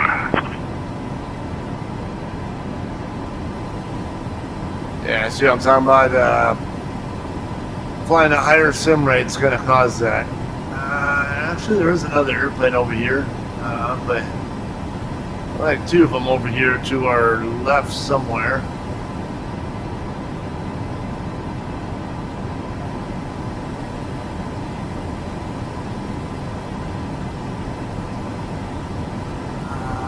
I think they might be flying in the other direction too, so they're gonna go past us fairly quickly, I would imagine. Oh yeah, they're showing up right here. Oh, here's another one.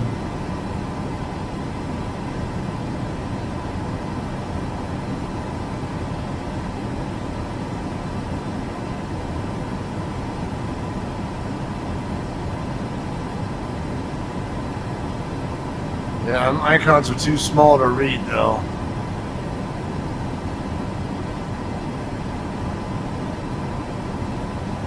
I'll have to mess with this on a without the goggles on, I think, because it's too small to read.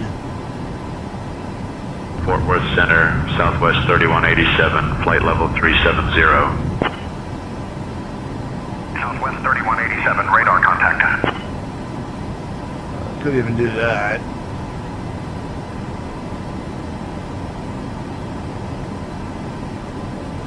I guess that'll work.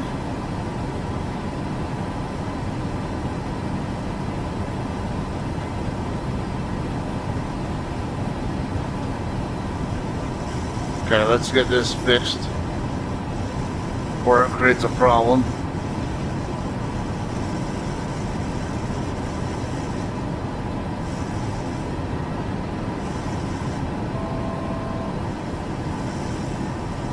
Yeah, see, it's putting my altitude all over the place.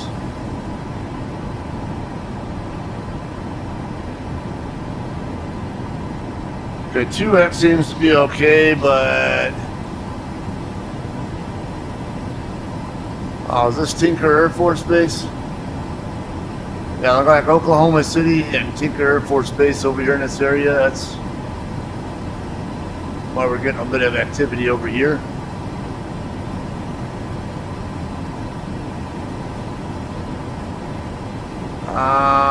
One of these, I think that's Altus Air Force Base, KADM.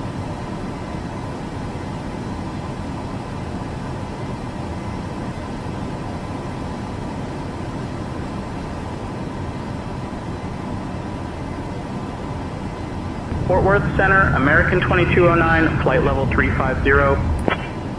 American 2209, radar contact.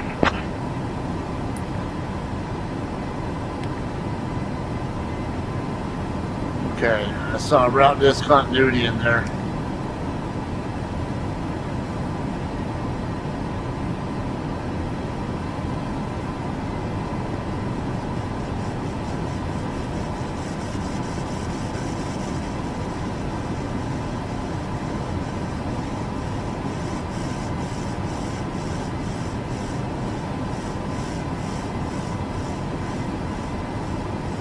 Oh. Yeah, I'm out of fuel on the center tank, so I can shut this off now. And my fuel warning went away. Okay, so now we're just using the center tank the rest of the way.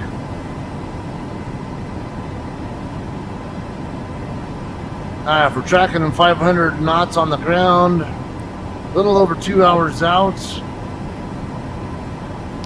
4,500 pounds per hour, so about 9,000. Let's say anywhere between 9,000 and 10,000 pounds of fuel needed. It looks like we're going to have plenty when we land. So, yeah, it should be more than an hour worth of fuel by the time we make it to Washington. That's good news.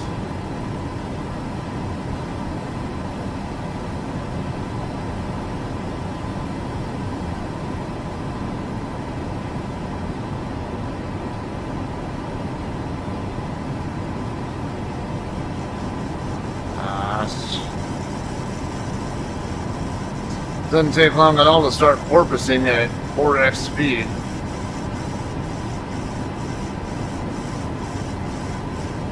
Might have to keep it at 2x for a little bit. United 688 to contact Fort Worth Center on 132.45. 132.45 for 688.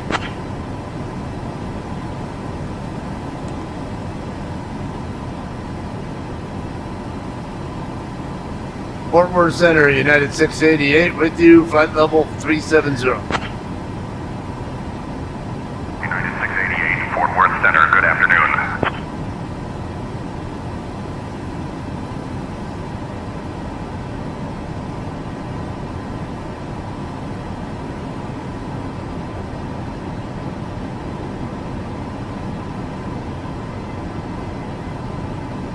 Okay, I might actually be at 2x right now because I don't know, it's skipping a little bit. Not much. It's 6, 7, 8, 9, 50, 51, 52, 54. It's not exactly at 1x speed from what I can tell, but it's not at 2x either, so.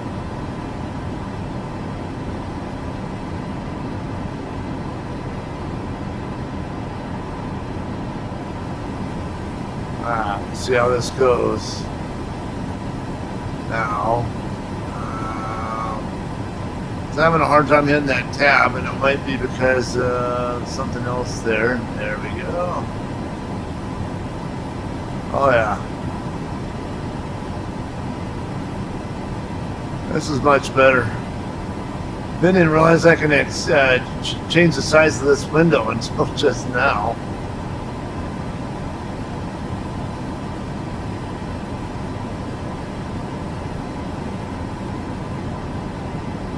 Ooh, getting nice weather again.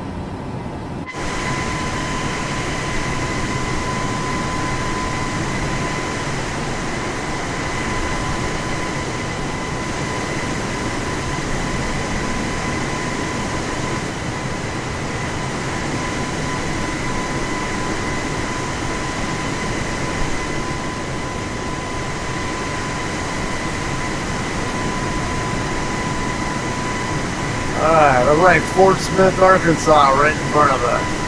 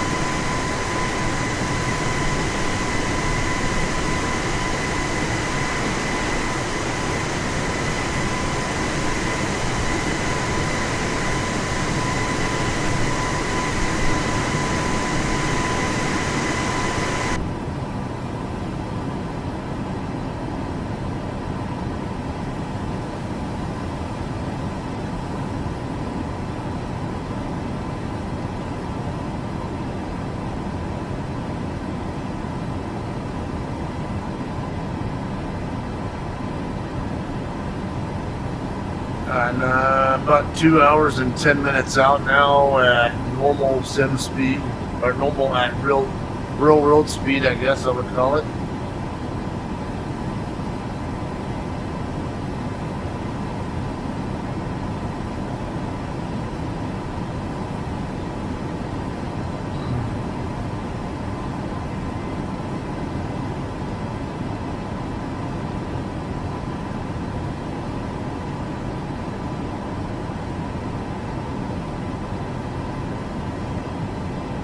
What the hell are all these numbers up above the Memphis waypoint?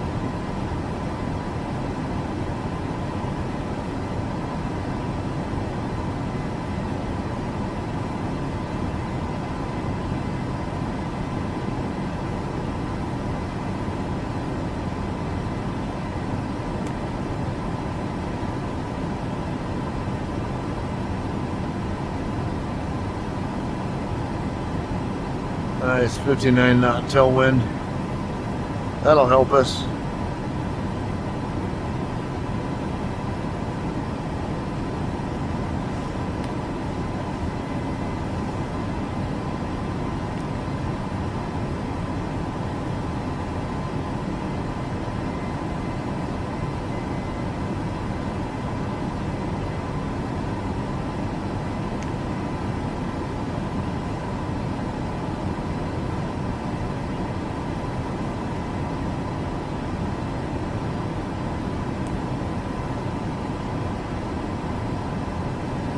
Alright.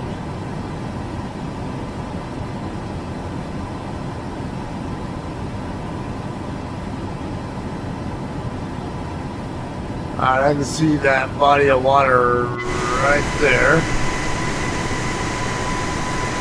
Assuming that's it. Fort Smith shouldn't be out too far past it.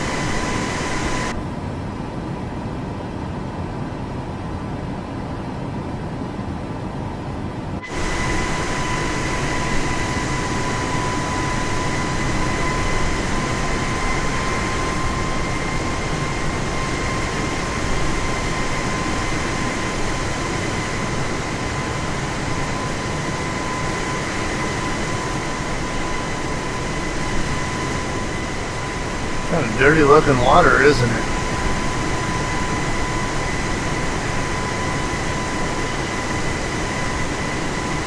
Could just be from the sun hitting it. You know, the coloration from the sun, but just from here, it's pretty murky.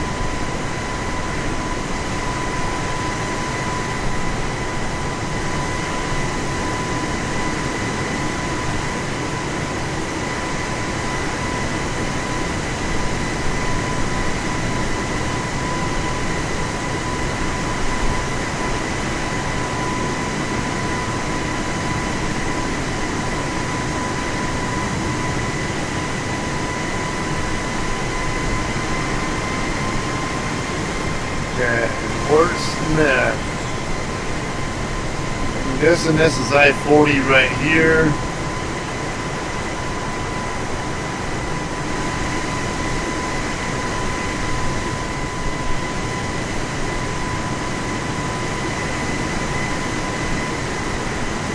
So Roland, Oklahoma should be over here somewhere.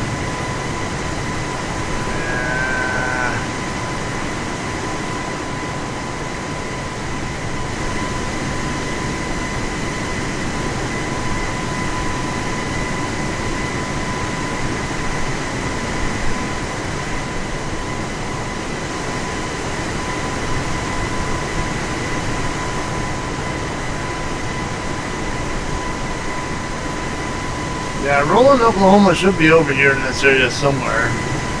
Just before we get to Fort Smith.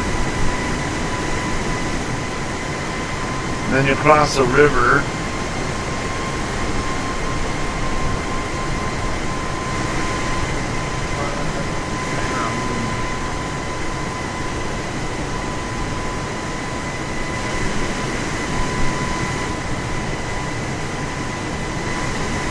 Looks like we're coming right up on Fort Smith here. Yeah, here it is. Memphis Center on 126.1.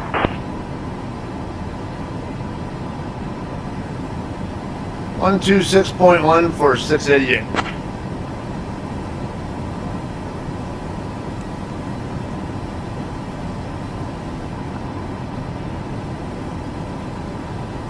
Memphis Center, United 688 with you, flight level 370.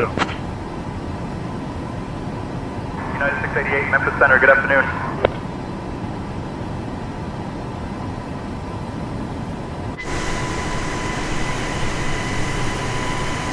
Yeah, so it's going to be Fort Smith right here. Yeah, that's it must be. I think that's I-540 right there by there. Yeah, and then US 71. US 71 coming down this way, I think.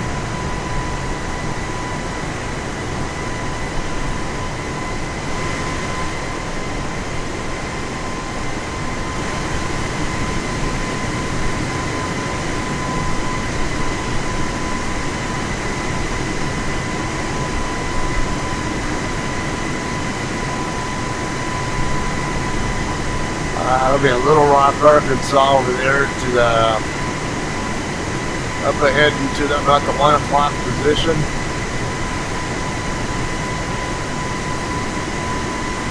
Okay, top of descent, 101 minutes out now. Should be quicker than that, obviously, since we're flying at accelerated rate.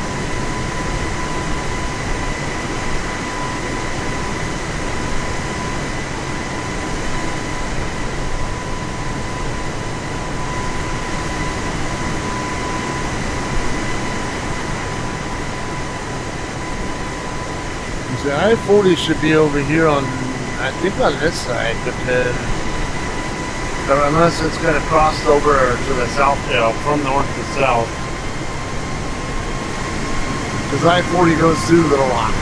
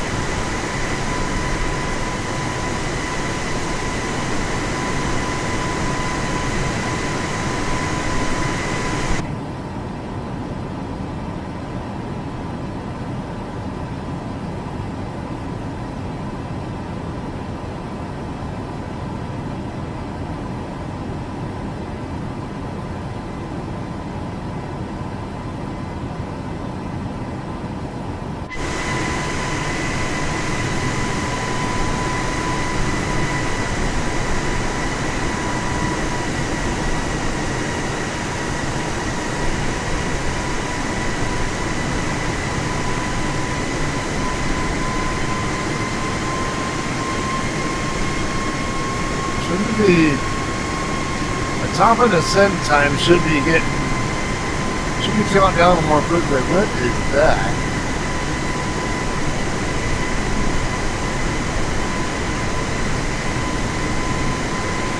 Oh, is that the moon?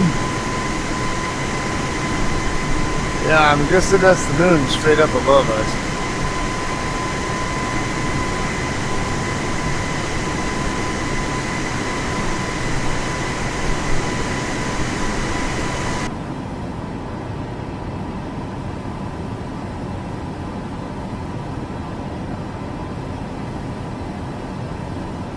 I mean, yeah, that was the sun, but because I got 10:37 local time, so means in Arkansas it's 12:37, so the sun should be. Oh, there's the sun. The moon is right there, not that far away from the sun.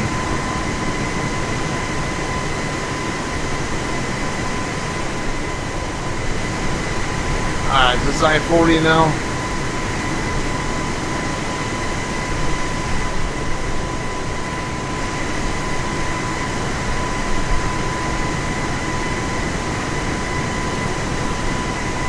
If it is 40, it should be curving more to the south to go over toward Little Rock.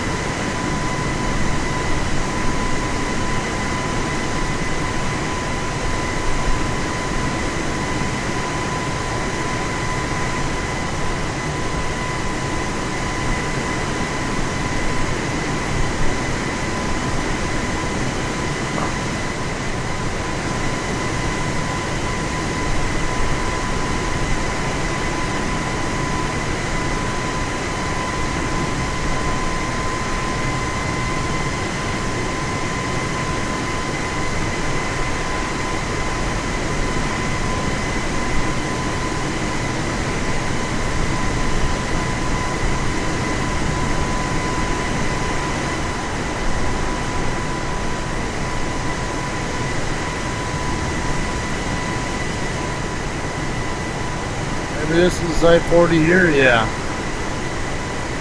Must be I-40 right here, curving off to the south. Go over toward Little Rock, down over this way somewhere. And then it'll come out this way until we get over to Memphis.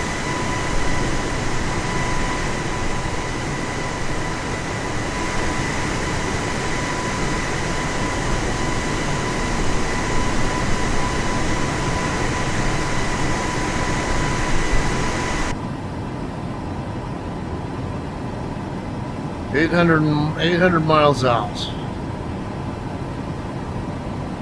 Tracking 526, so about an hour and a half at that rate. A little over an hour and a half. 1834. Yeah, hour and 45-ish.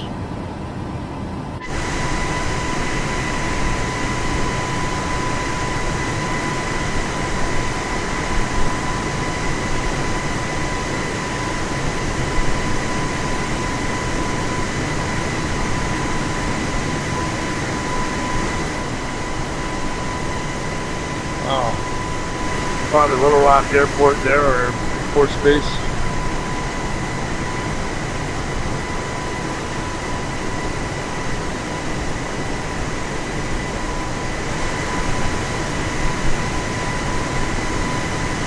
C-130 City there, Little Rock Airport Space.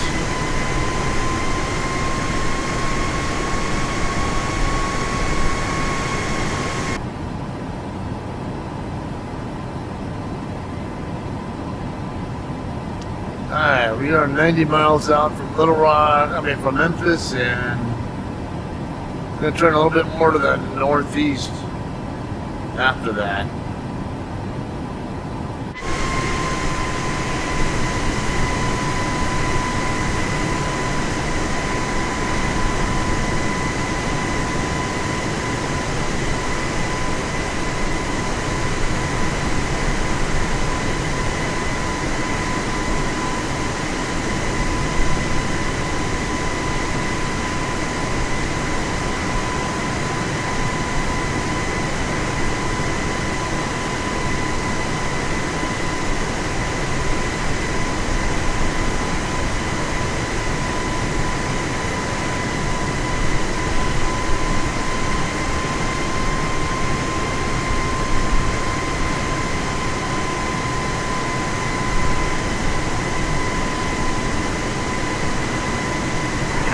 688. Contact Memphis Center on 126.85.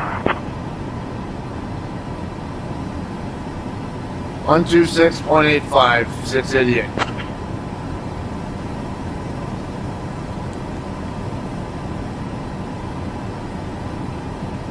Memphis Center, United 688, flight level 370. United 688, Memphis Center, good afternoon.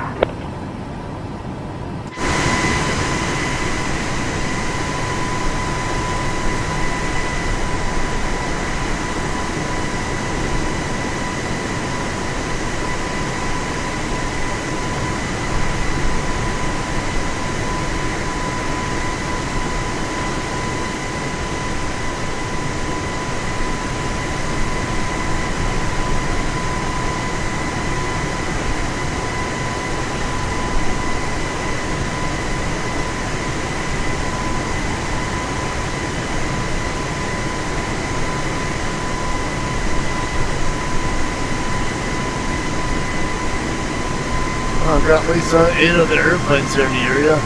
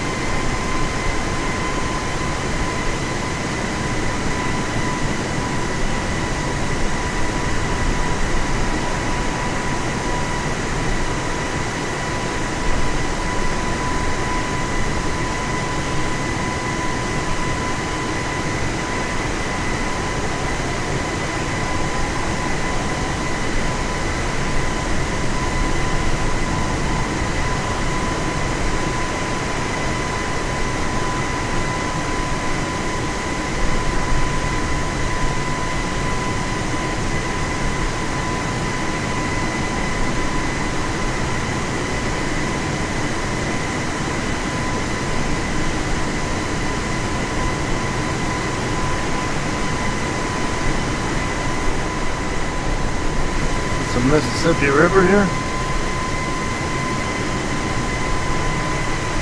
Looks like it.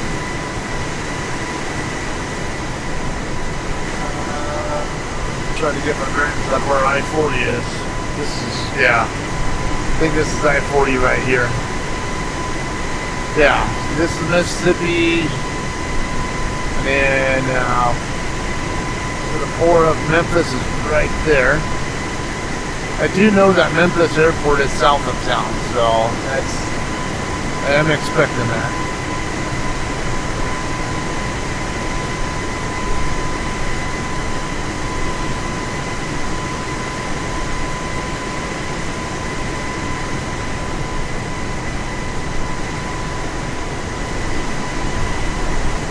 Got West Memphis, Arkansas right here.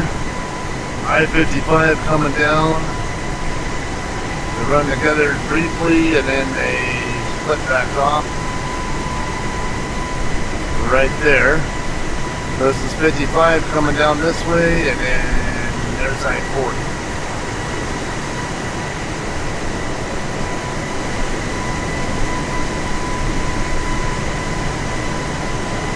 Alright, there's Memphis Airport about right below us.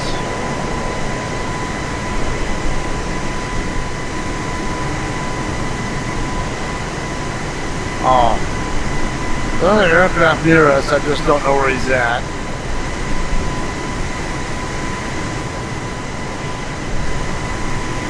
Don't know what altitude he's at either, but... Oh, there's a... Okay. Is he above us then? Endeavor 5167, descend and maintain flight level 360, cleared for the Glavin 2 arrival into Atlanta. Yeah, okay. Flight level 360. So that's this other guy right there. He looks like he's flying at... 5167. Looks like he might be flying at accelerated rate also. He's moving just as fast as me, so... Yeah, he's flying at least 4x as well.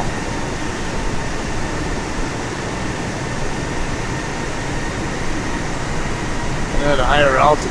I don't know where he said though.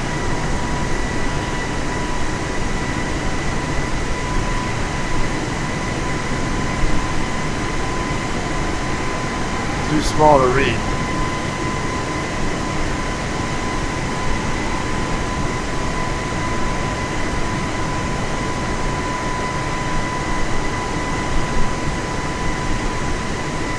5167, something going to Atlanta. There's a real world aircraft over here. He disappeared.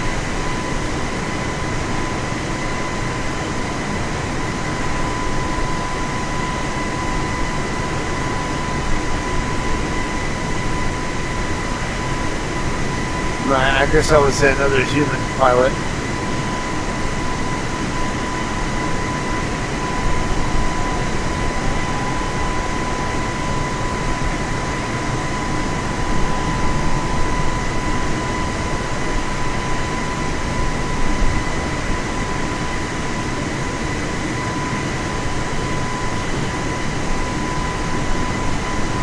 Must be Nashville's airspace over here or something.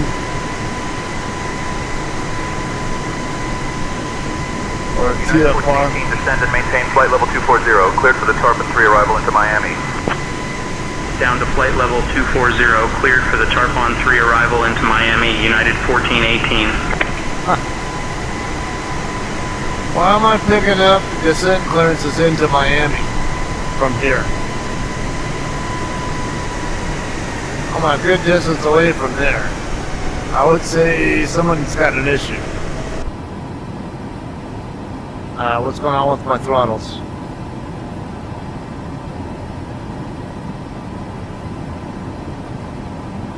Might be adjusting to weather changes or something.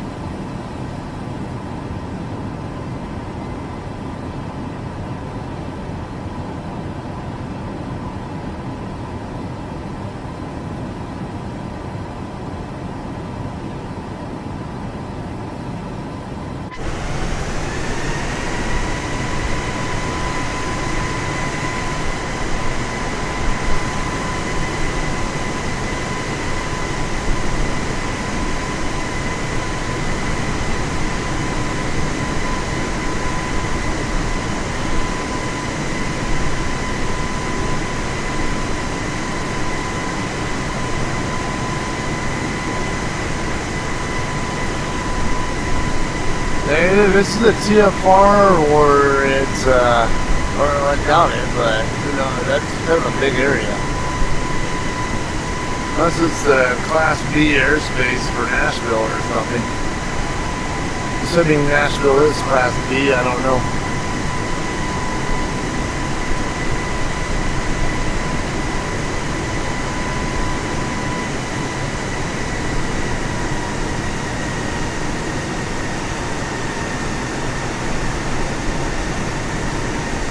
Yeah.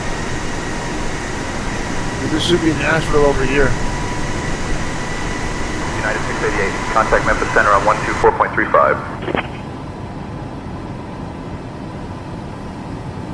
124.35 for 688.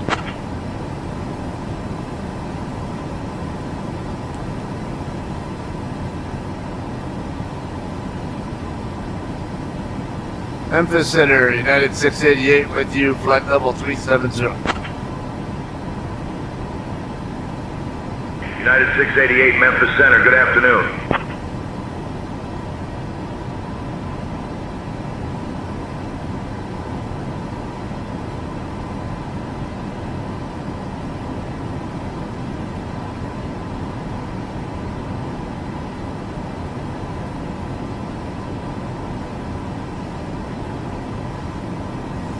All right, 100 miles from Hitman and then 370 to Jarlow. About 610 out from Washington.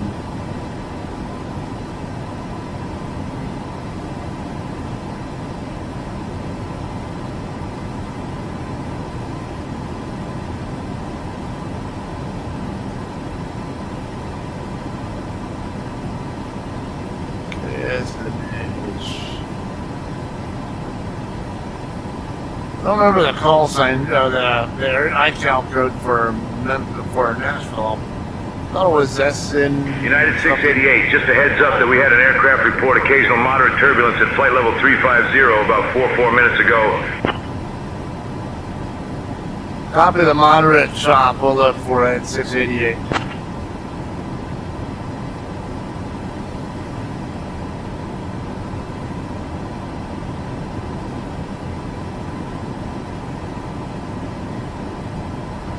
Okay, SNH is Savannah Harding.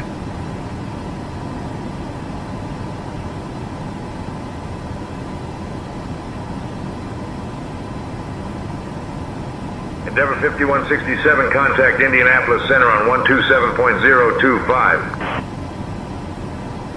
127.025 for Endeavor 5167. You say KMQY?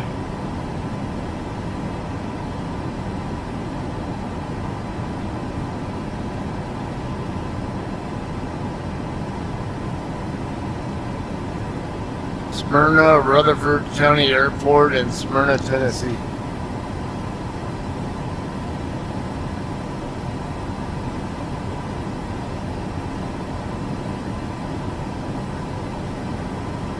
KHOP, I wonder, it's not like Hopkinsville or something like that, is it?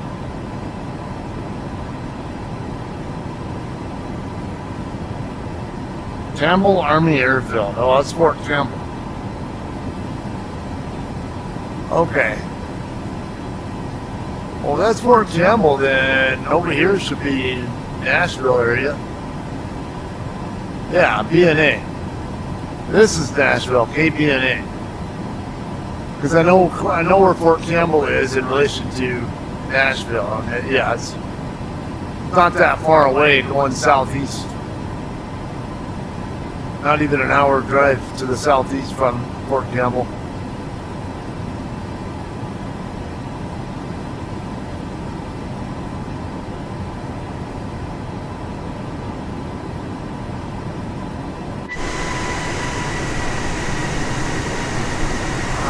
Still saying 59 minutes for top of this thing. Wow.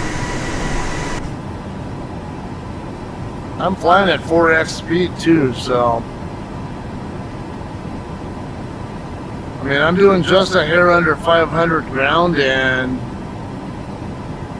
we're 560-ish out from the airfield, so it's not a lot more than an hour out at normal speed, so 4x speed should take about 15 to 20 minutes.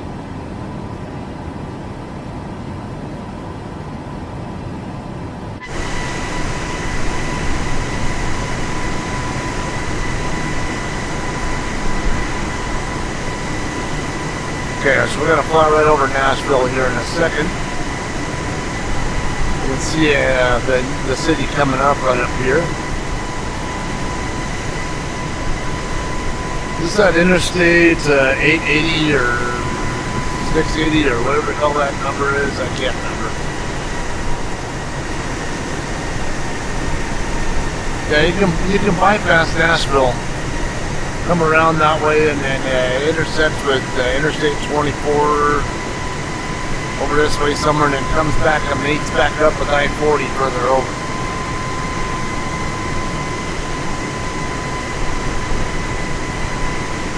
And I can see what might be 440 or whatever it is. I can't remember the numbering of those interstates over here.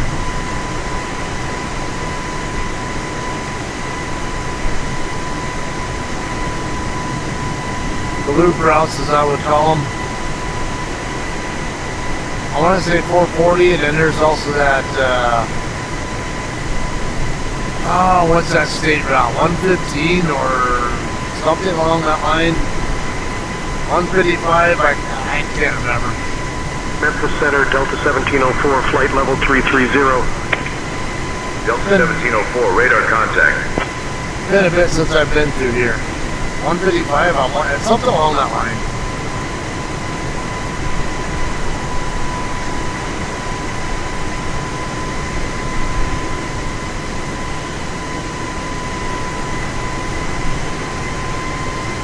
There's here. That's good. The I-65 right here.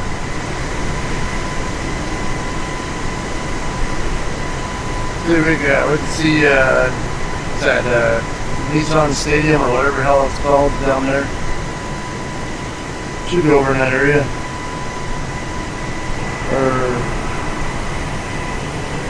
It's pretty close to the freeway here, so.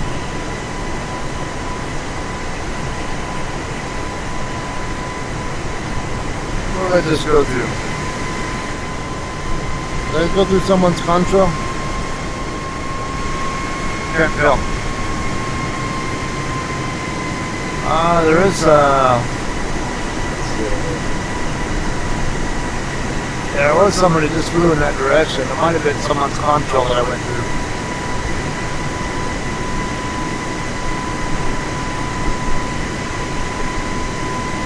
Okay, I got someone converging with me over here to the left. They look like they might be maneuvering to land or something over here at Nashville, though.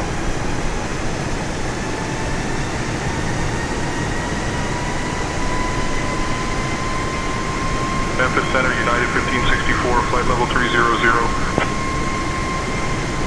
United 1564, radar contact.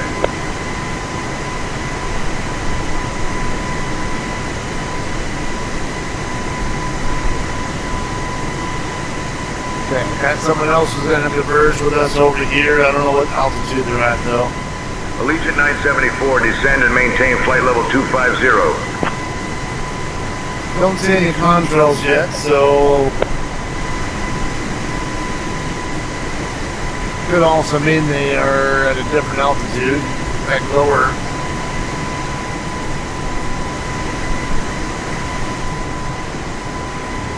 With such during the daytime, you can't see them at all. At night, they're a lot easier to spot because you can see their strobes flashing.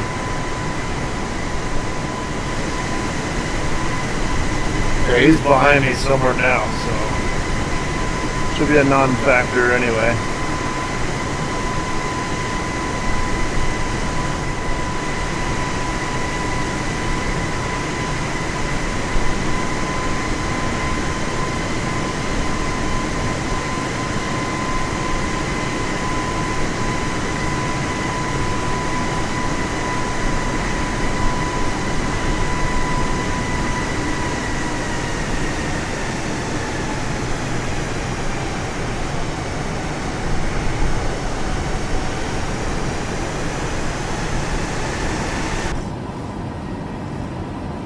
Alright, 473 out. Right at about an hour based on our ground speed. So 15 minutes. I currently have right at 11 a.m. my time, so 11:15 if I stay at 4X all the entire way, so. Imagine we'll start descending within the next 10 or so real world minutes. United 688, contact Memphis Center on 124.125. 124.125 for 688.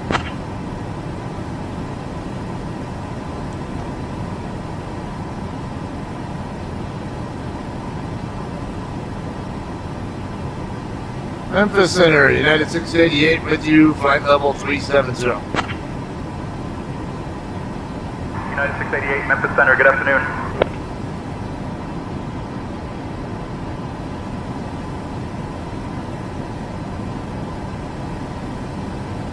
Okay, no info yet on what runway to expect. That'll happen when we get closer.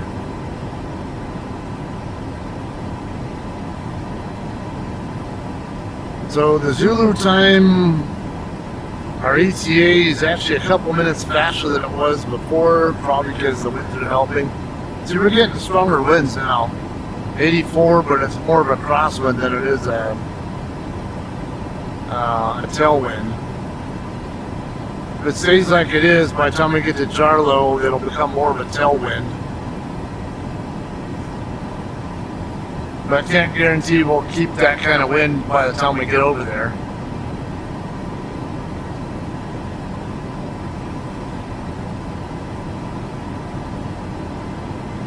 I mean, it's still helping us to some degree here. We got 450 true and about 474 ground, so about 25 knots of that's helping us.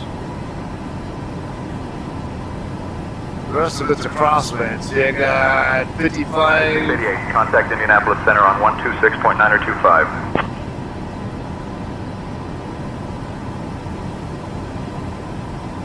126.925, 688.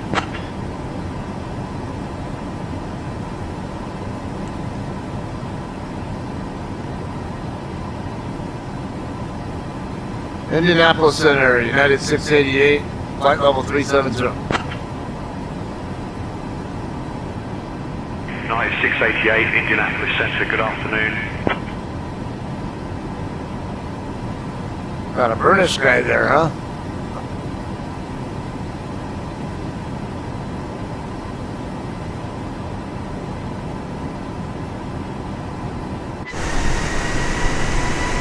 Okay, getting a little on the hazy side with the visibility here now. Look good with clear skies. It's just some haze. Maybe from the what time of day it is now with the sun. It's still up there behind us. Pretty high up behind us.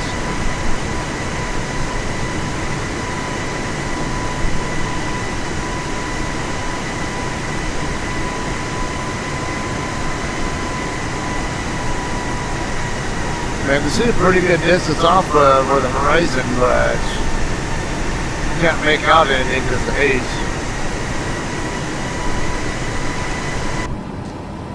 So the last flight I was doing at flight level 390 and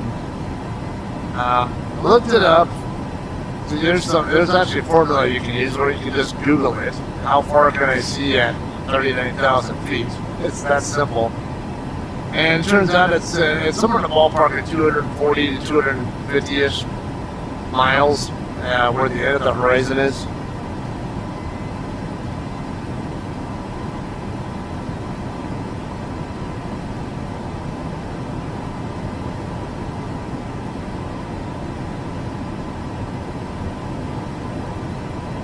Probably a little bit less than that at this altitude. We're not much lower, but still lower. Probably still over 200 miles. Actually, let me look that up.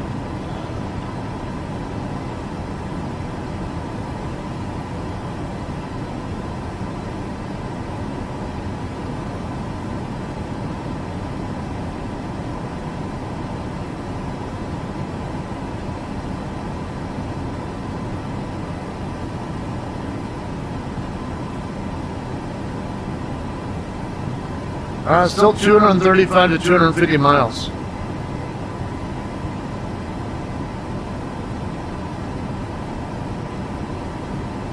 Considering the horizon. On a clear day, passengers can see a panoramic view stretching over 400 miles. Although atmospheric haze often limits practical ground visibility to roughly 50 to 100 miles. And yeah, that's pretty much what I'm seeing right now. I mean, we can see the horizon. So from all the way out as far as we can over here to all the way out as far as we can over there, we're talking well over 400 miles. 450-ish miles perhaps. Maybe even as much as 500, but I mean, obviously we can't make out very much based on, because the haze that they're talking about. You can clearly see that there's haze here, and looks like we might have some clouds coming up as well.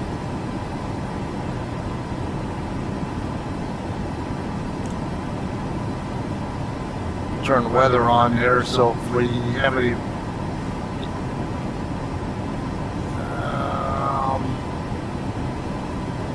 I'm not really expecting any issues, because when we did the weather check already for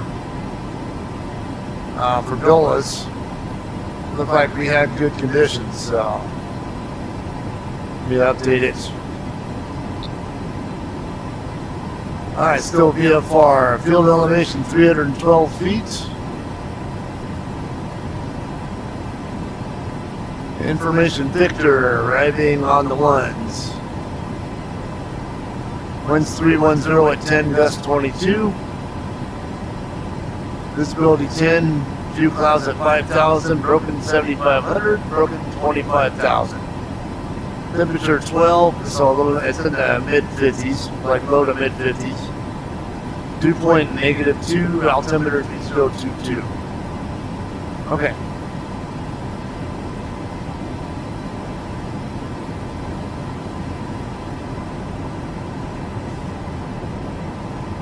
About 360 ounce.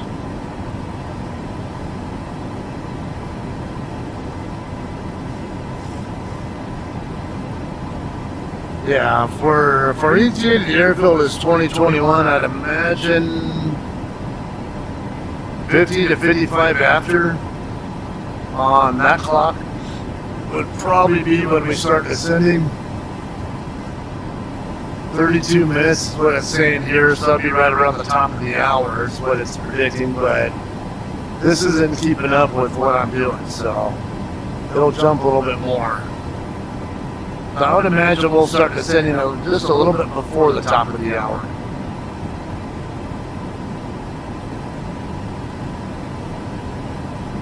$29, yeah. 57 after then is what that would be projecting, so yeah, I was thinking somewhere around 55 after, somewhere in that ballpark, I would imagine is when I would expect to start descending.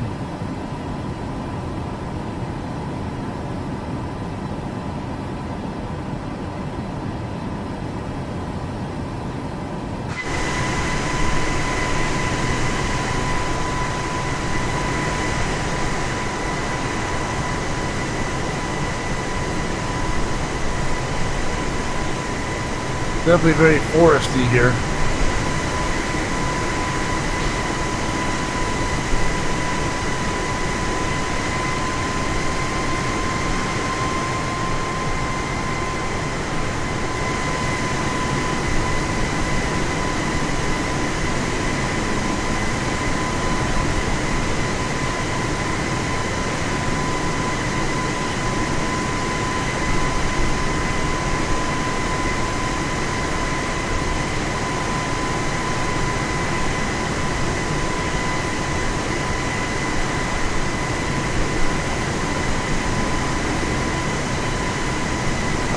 Someone about to cross right in front of me or turn in front of me.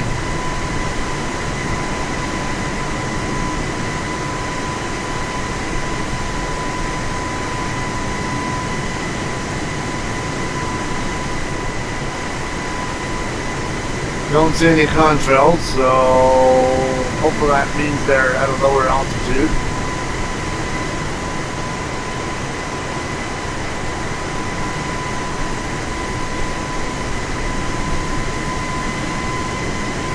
He's turning again. Should be generally right in front of me. What's this here? Is that a contrail?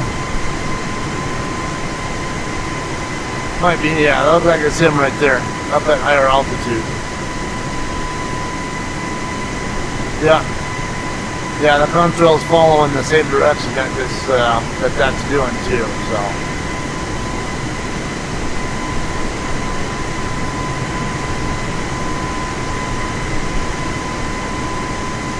What's this guy doing? Why are they doing some weird stuff there? Maybe just someone farting around or something? I don't know.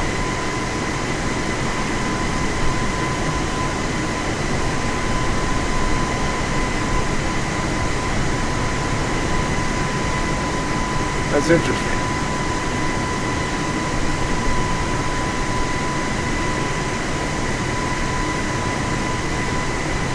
Like a lot of random turns.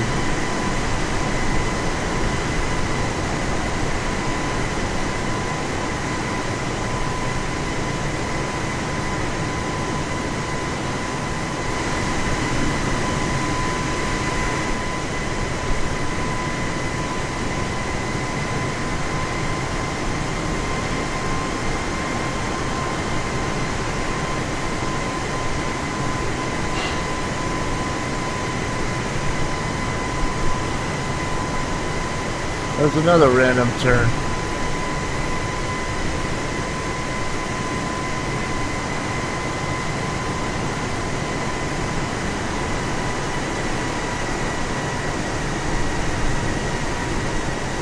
Interesting.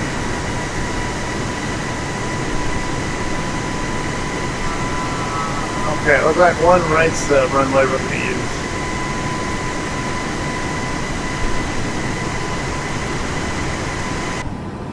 Okay, so I'm gonna need to United change. 688, contact Indianapolis Center on 135.575. 135.575, 688.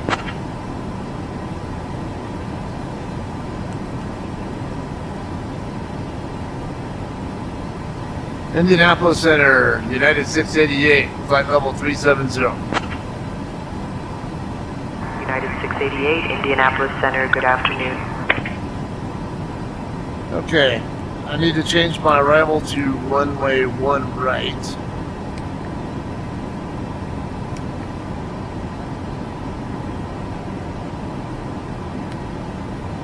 Now, I don't know which approach transition they're going to have me doing. Why am I in a turn?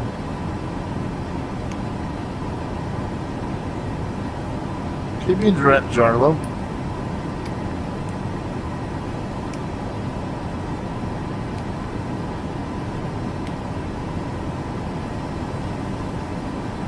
Okay, now we're correcting. I don't know why it does that sometimes.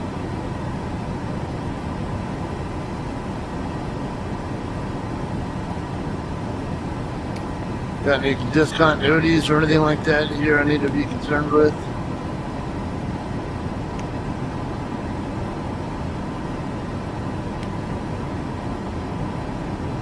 Vectors, let's go.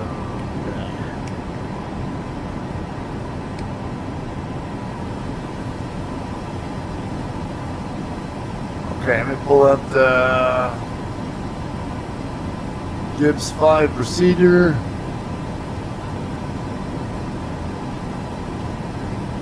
Okay, Charlo, we're as our transition.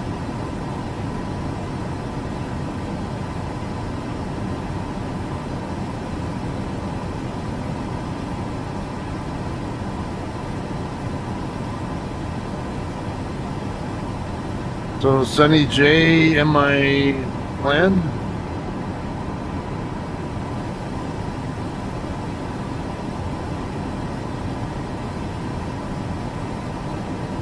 B-Bone, Kilmer. Okay, I see Rippin. Rippin must be named after Mark Rippin. He was quarterback for the Washington Redskins back in the day. Gibbs. I wouldn't be surprised. Well, Gibbs might be another football name, or dare I say, Leroy Jethro Gibbs from NCIS. Theismann, that's definitely a football name. Joe Theismann. So Gibbs probably, yeah, might be a football name also. Sonny J. Psyob, okay, so after Psyob, then Mike J down here.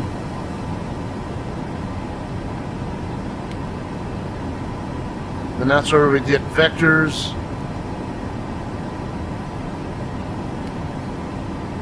Okay, so let me come back. Let's go Waxon and then 1 right.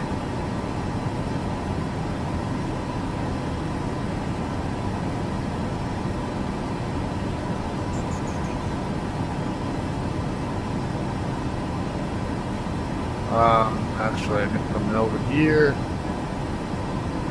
Approaches. 1 right. ILS 1 right, okay.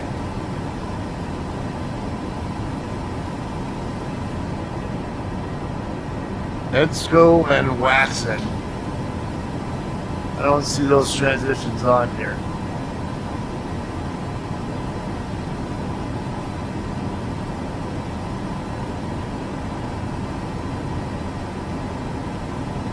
Either way, I'm going to want to put my ILS frequency in there anyway.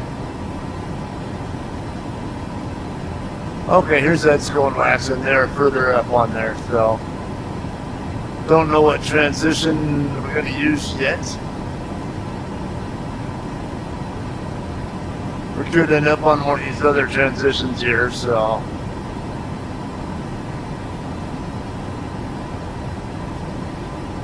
Alright, looks like 110.1 for our ILS frequency.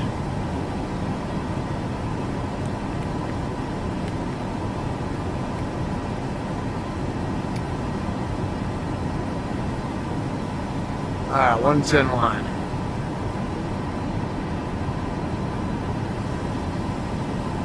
$18 minutes. Runway heading is 011, so I'm going to set course to 011. Yep, be fine.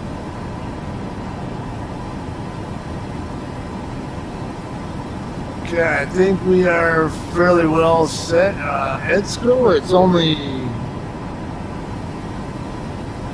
only 5 mile final though. I would imagine we'd want to intercept somewhere else, like Valor or Treya or something, so I will more likely want to, let's see,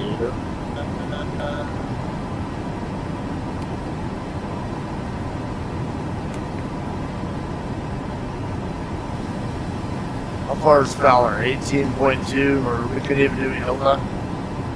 They tend to like making me go further away, so I don't see Ella in here, so let's do Valor.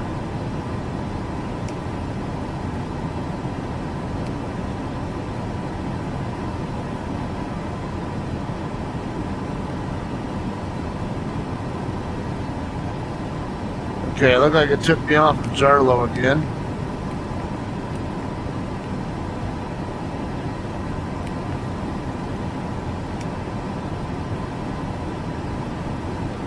Still 12 miles out.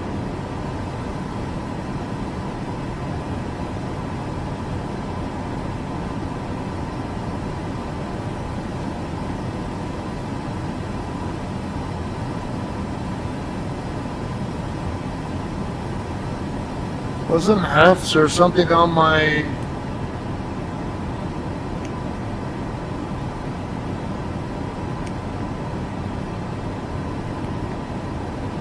No, Mike J was my last.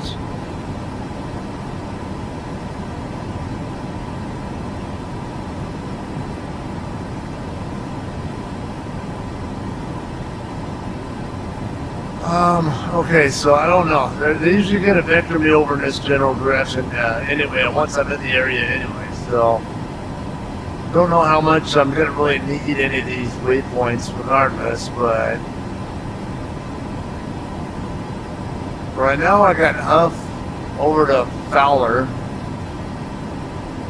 assuming that's what I end up hitting, and you know, attempt to do in the, or at least in the general direction.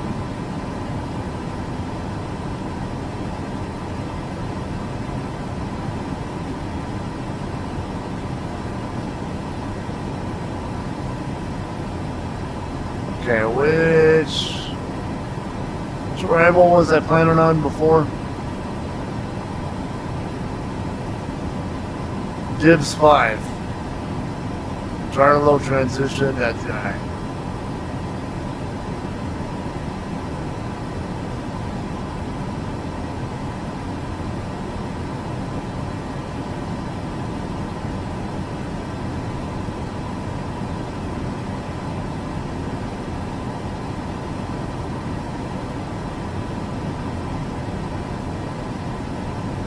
Okay, this looks like it might be off with the actual location because, I don't know.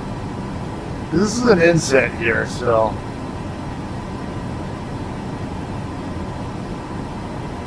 A lot of these maps do tend to be off with where I'm actually at versus what they show, so I do expect that I'll probably have some issues here with that.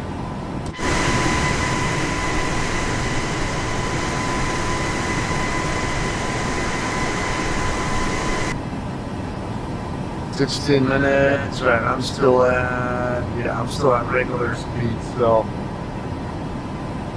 go ahead and accelerate it. Alright, over Jarlow, now turning direct.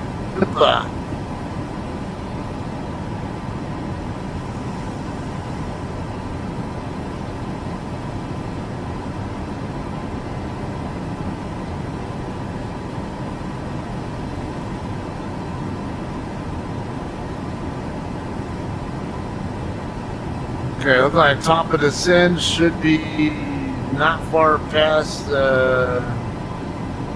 Mochow.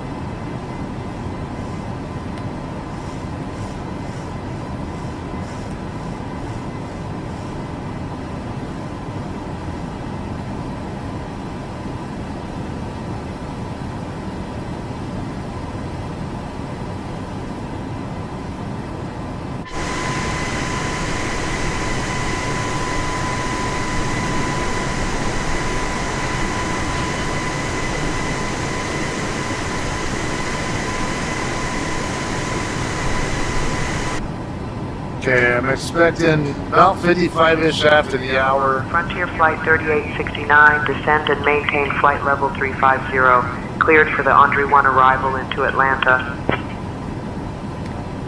Descending to flight level 350. Cleared for the Andre 1 arrival into Atlanta, Frontier Flight 3869. 224. So we're back to 2023 Zulu ETA.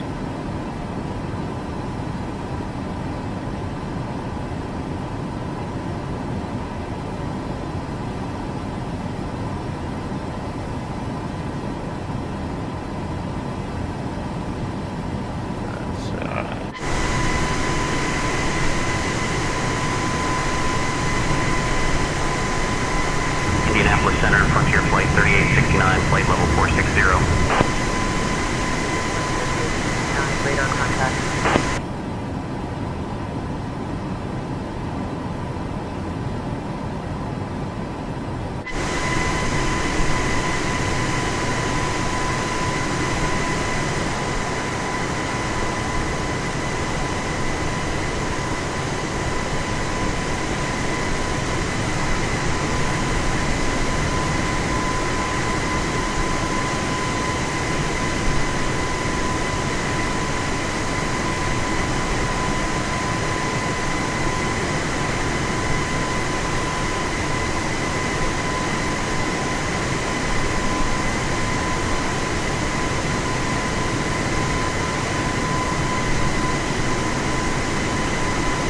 It's funny how the start went from me being up higher and now lower compared to this.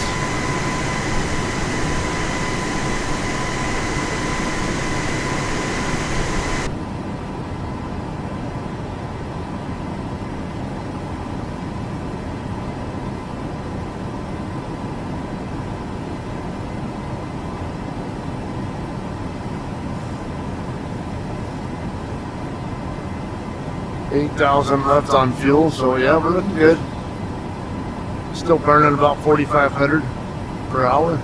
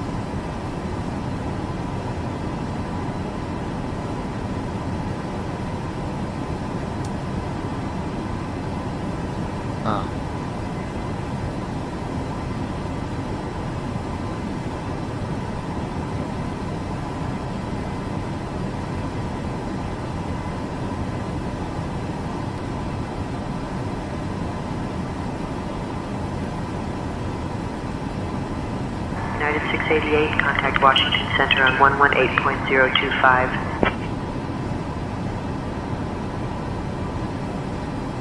118.025, United 688.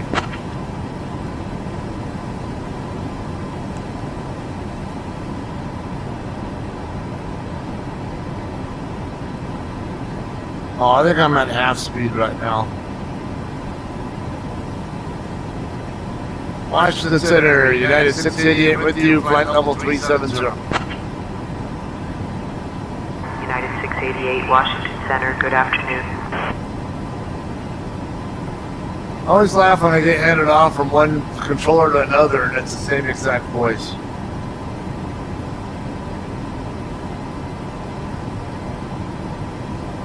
Hopefully at some point in time, say intentions will add more AI voices in there so they don't all, there's more variety in how they sound. So I don't really mind if sometimes I run into one, let's say like a British accent guy in the U.S., because it's not like we don't have British people in the U.S. or people with, some kind of British dialect that they speak. Obviously not the predominant dialect here by any stretch, but it's not unheard of either.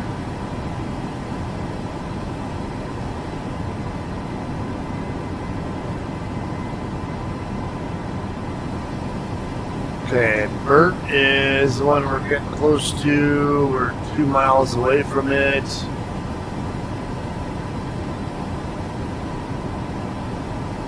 So yeah, definitely showing us in the wrong spot there as far as that's concerned, but more question is, how is it going to show us when we cross over Keeslow?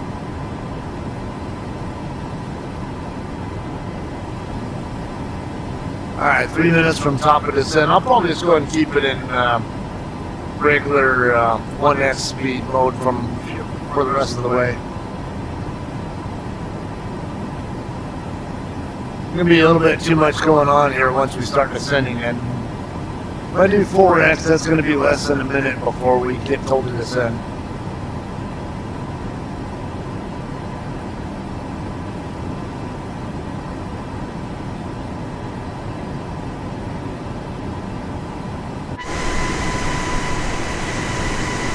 If we got some more cloud cover here though, it was reporting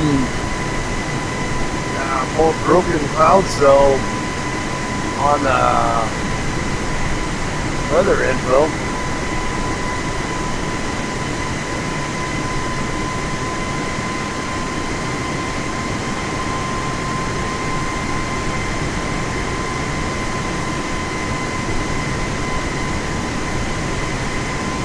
Go with Victor.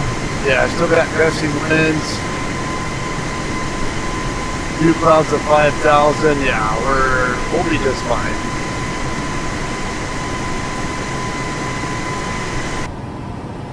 Might have some issues with the gusty winds, especially when they'll be coming from pretty good crosswind direction. 88, cleared Gibbs 5, Jarlow transition into Dulles. At your discretion, descend and maintain flight level 290.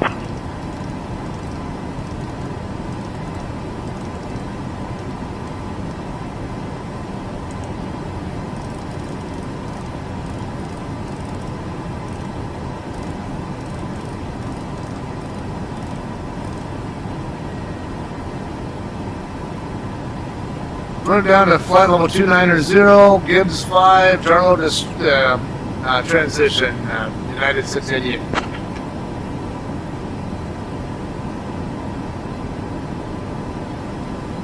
Okay, yeah, so we already got Gibbs 5 plugged in here, so everything up to, I think those vectors should be good. It's just a matter of, alright, date Delta 11. We're going to need to figure out where that is.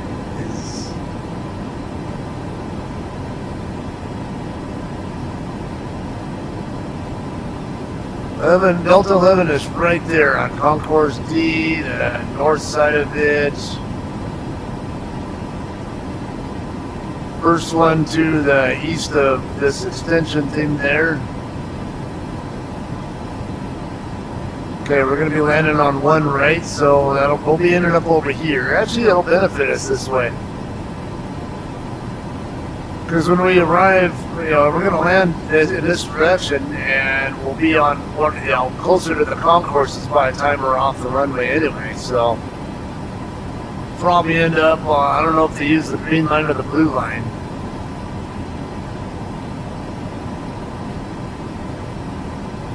Imagine we'd probably end up using Taxiway Juliet, and maybe, I don't know, either Charlie or Delta, whichever. Possibly Charlie, and then have to come all the way down here and then circle back around to get to Delta 11. I would imagine that's what they'll want us to do.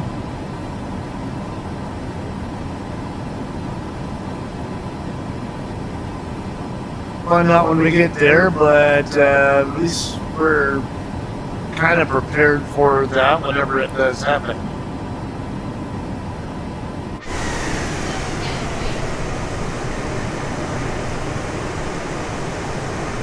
Yeah. Definitely going to be more limited with the visibility here for a bit. At least for the ground.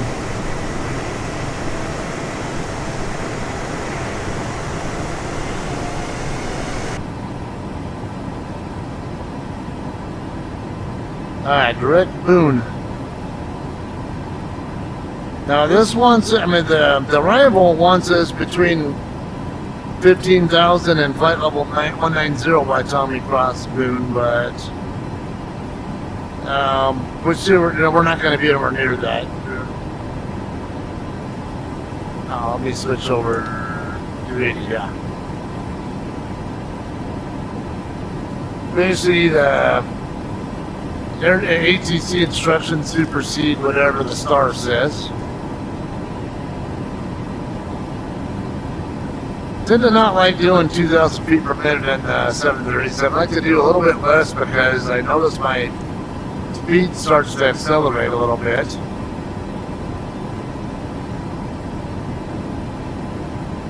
It's kind of creeping up already a little bit, so maybe even just a tad less than 2,000, like 1,800, maybe 1,800. My concern with 1,800 is whether it's going to take me too long to get to desired altitudes if I do that descent rate. Other airplanes, I notice I can get away with doing 2,000 pretty easily and not have any problems with the airspeed wanting to race up, but this aircraft, yeah, if I do 2,000, this is definitely going to pick up speed. Alright, 7,600 pounds of fuel left.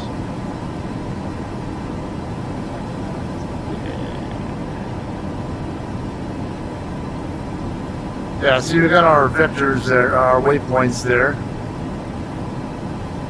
Assuming they're going to have me about 20 minutes, 20 miles out.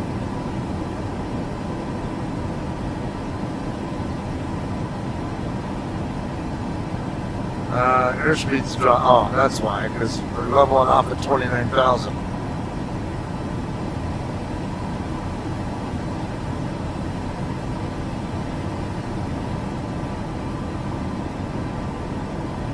See, Kilmo, I should already be getting down to like 11,000.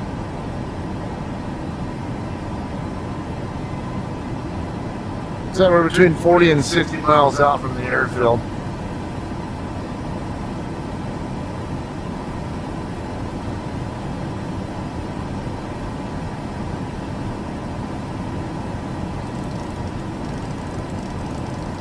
Just gonna go ahead and keep coming down via the. They said come down via this star, so why they clear me down to 29,000 flight level 290 though, and tell me to follow the star? I don't know. Washington Center, United 1847, flight level 300. 1847, radar contact.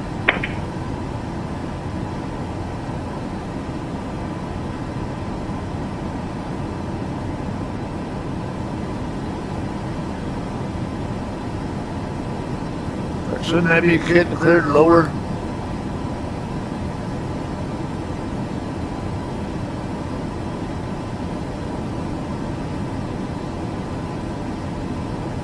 So that should be at 11,000 at Kilmer. And then drop it down to 9,000 for the next one.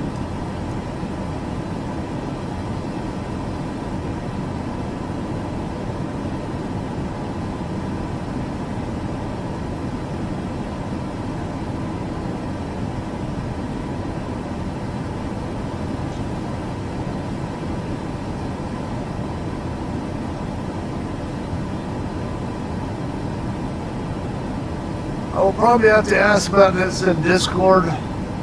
if this is a bug, or am I just misunderstanding the instruction here? Because clear me down to 290, that tells me absolute. The ATC instruction supersedes anything else, but you're going to tell me to descend via the Gibbs 5 Jarlow transition, then why are you giving me a descent, an altitude of, a clearance altitude of flight level 290? Should be clearing me down to like 6,000 like you see here at Gibbs. That's what my mind is thinking, but I'm not a rated pilot, so I don't know. I don't know for sure, but I'm inclined to think that's how it's supposed to work. And San Intentions has its issues. It's a work in progress. They are constantly doing stuff to try to improve it. That's why, so if you don't have the patience for little problems like that, well, this is still way better than the default flight simulator ATC by a long shot. But even it's not perfect, obviously. It needs work. And VATSIM, there's a number of things they do wrong in there on purpose. So, I mean, you can use VATSIM, but for one, you got humans there who aren't always proficient at what they're doing, or very knowledgeable of how things are supposed to be done necessarily. And my understanding from the Discord chat, where Brian, the maker of Say Intentions, talked about how there's certain things that VATSIM intentionally does wrong to just for the sake of how their network works. And I guess they get a lot of problems where people think that Say Intentions is doing things wrong because of their experience with VATSIM, and then they find out that no, actually VATSIM's doing it wrong, but they have a reason. They're intentionally doing it wrong for a reason. I don't know what that reason is, but they do have a reason. That's just what I was gathering from Discord. But I mean, even my last flight coming into Las Vegas, Portland to Las Vegas, I put in 3 different bug reports for that one. Yeah, there are flights that everything seems to go very well all the way down, but okay, I need to be cleared all the way down to 6.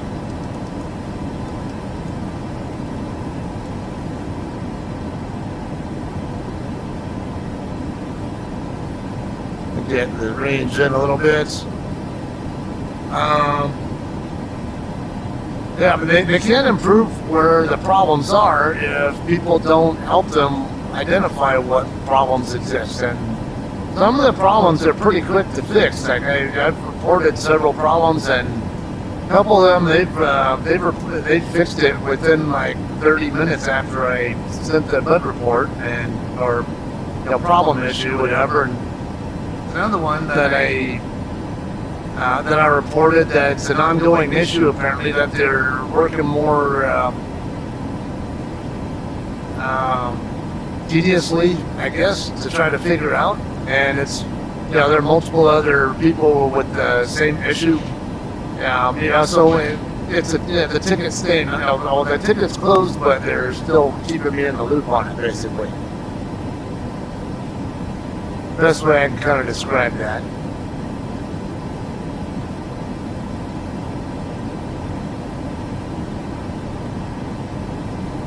Okay, Delta 11, yeah, that's the same gate that I was originally looking at, if I remember right.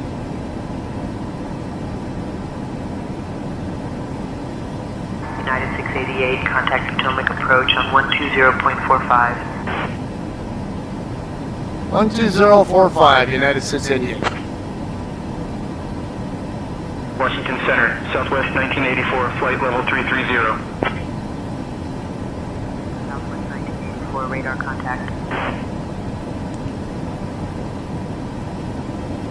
Okay, what do we have? Double check I still got Victor and altimeter 3022.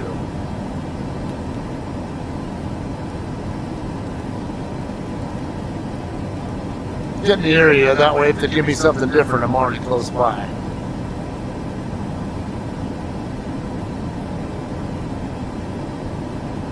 Potomac approach, United 688 with you, 17,000, descending 6,000, Gibbs 5 approach with Victor.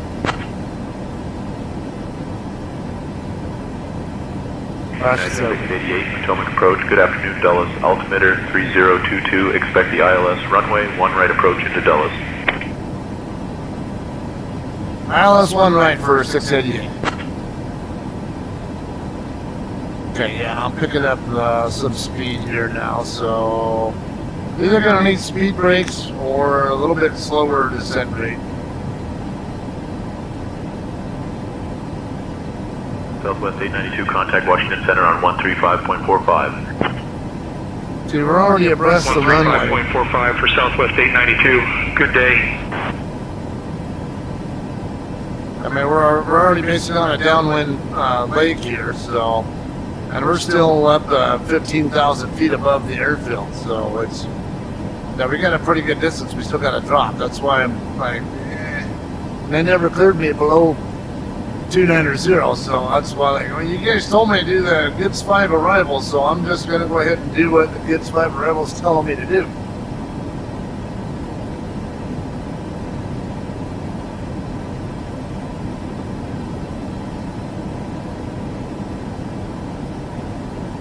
Okay, let me get my heading stats, because 196, because we're going to maintain the current,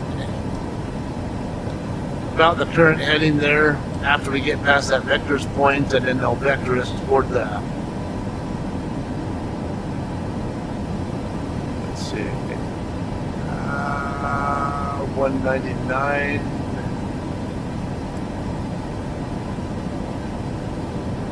Okay, yeah, so when I get to that vector's point, I'm going to switch over from LNAV to heading pole mode. And maintain that same heading until they clear me to turn, you know, until they vector me or some other fix.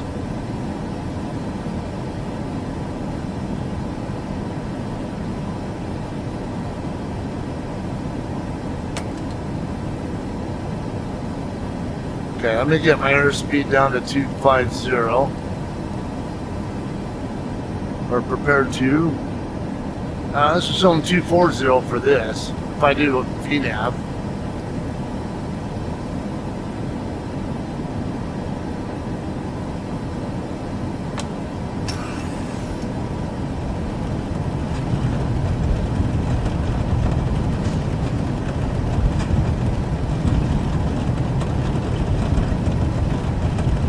Moxie 915, contact Washington Center on 126.875.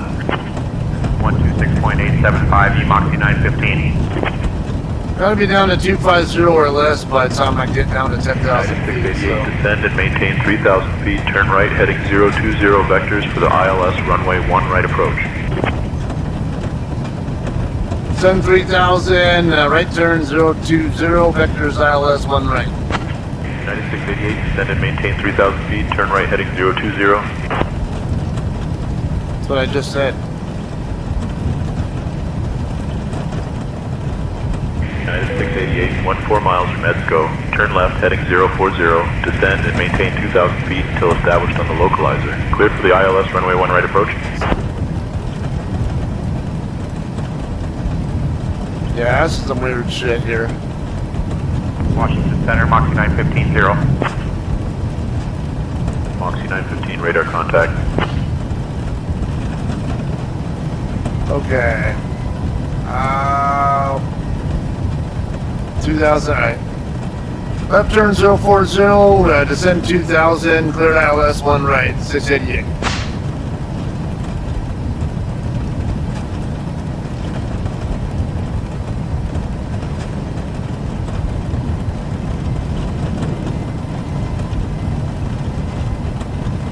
Come on, give me that. Okay, I need... At this point, I need ILS 1 right.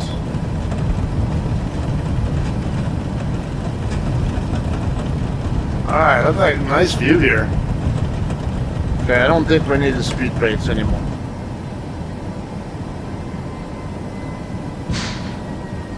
Start bringing our speed down a little bit more.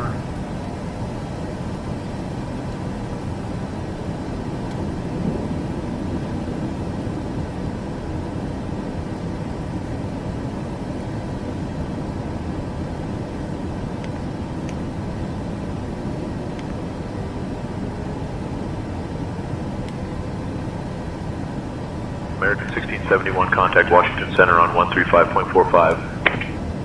135.45 for American 1671, good day. Okay, Fowler, what do I have before Fowler? That's Blue Streak 5460, contact Washington Center on 126.875. 126.875 for Blue Streak 5460. Good day.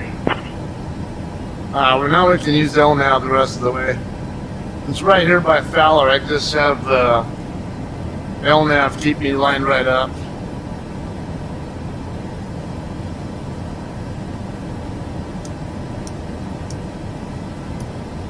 Alright.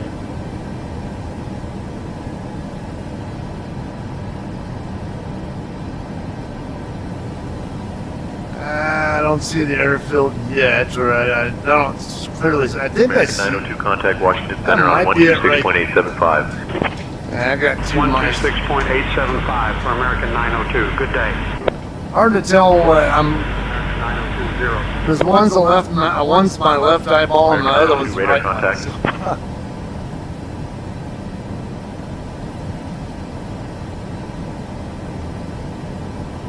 Alright, yeah. Okay. Get down about 180.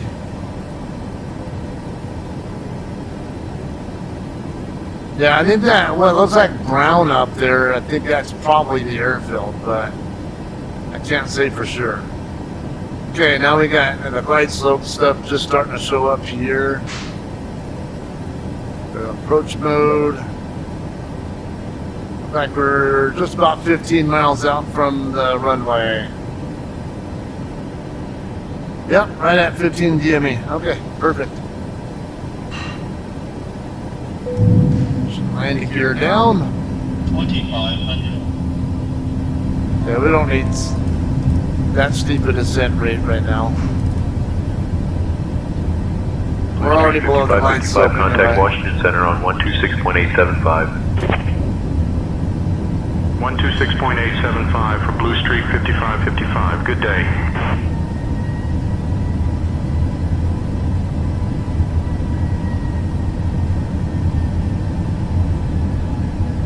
I mean, 15 DME, I should be like 4,500 feet off the ground, and I'm 1,700 feet.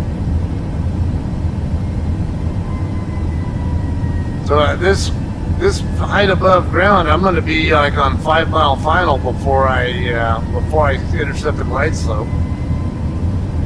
At Washington Center, November 120, Quebec Tango, 1000. November 120, Quebec Tango, radar contact. Washington Center, Blue Streak 5460 at 0. Blue Streak 5460, radar contact. Should be getting handed off the tower anytime now.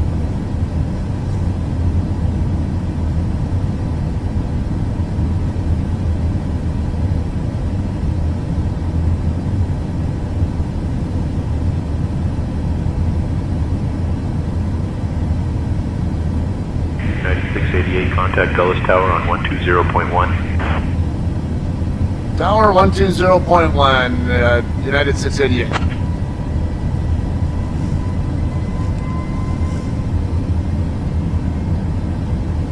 Tower, United 688 with you on final, 1 right, 10 DME. United 688, Dulles Tower, roger, continue approach runway 1 right.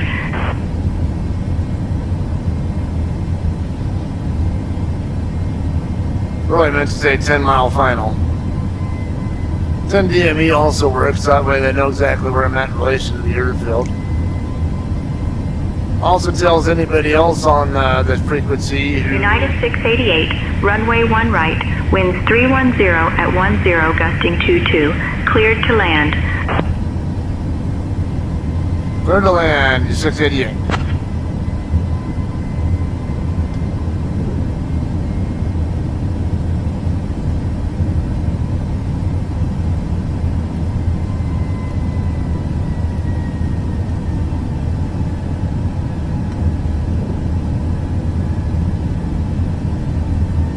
Yeah, I meant to get my flaps out a little bit, just a little bit more flaps out sooner.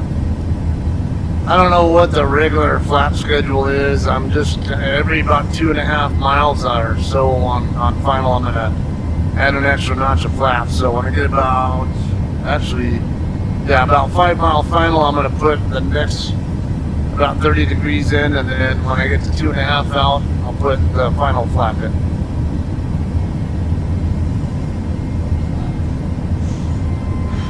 Okay, let's get auto brake. Armed, speed brakes armed,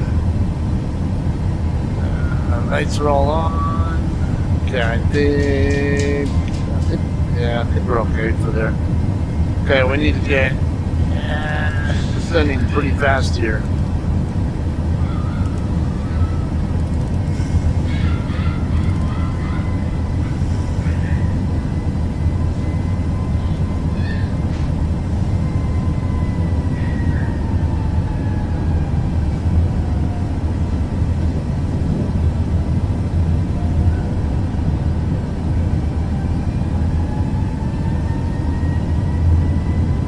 Oh, getting a little high. I'm gonna say, yeah, at this airspeed, 800 is a little bit fast, I think.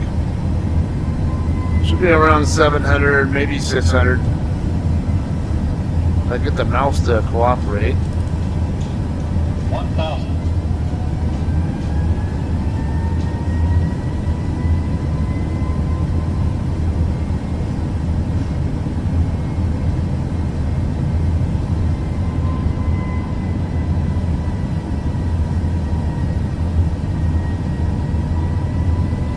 And it'll almost seem like it won't be that far up above these trees. Approaching runway 1 right. Go ahead and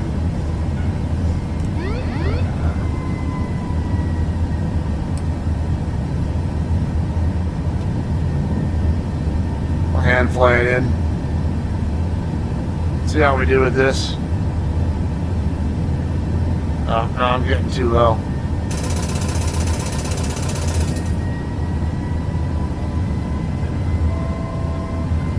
Actually, I'm not that, I mean, I'm a little low, but not that bad. All right, right there. 500. I got the pappy lights. Yeah,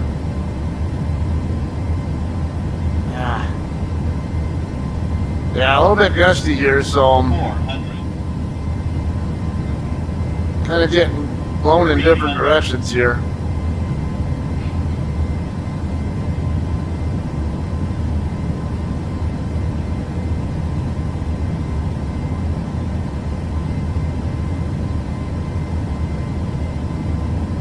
A little bit off to the right.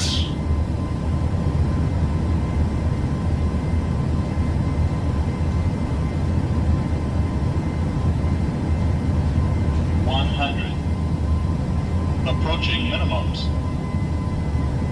50, 40, 30, 20, light slow. 10.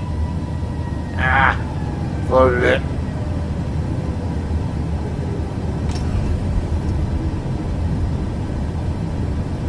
Come on. I'm steering all the way to the right. Why are you not reacting? Holy crap.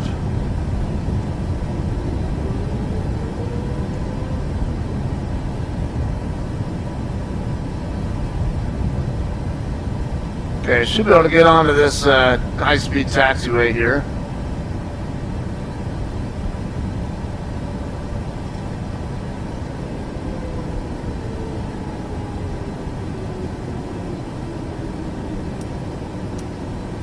United 688, welcome to Dulles. Exit at Kilo 4 if able. Contact ground on 121.625. 121625, United 688.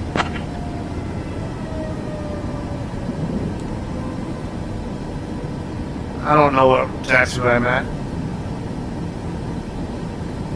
Let me get this set up.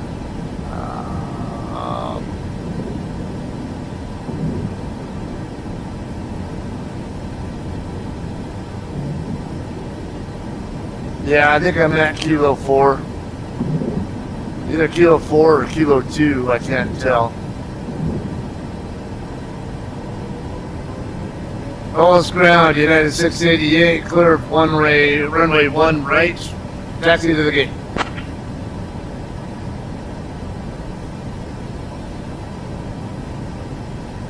United 688, Dulles ground, taxi to gate D11 via Kilo 4, Kilo Delta. Good day.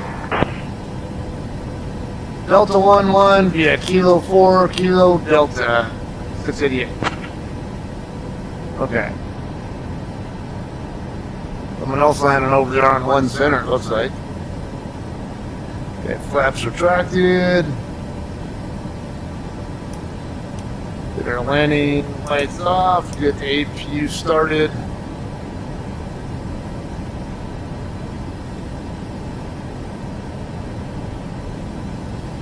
Okay, where's the... I'm looking for the tower is on that thing. I think it's over by the north ramp area, or no? Oh, okay. No, the tower, is this even the same? They didn't change this, did they?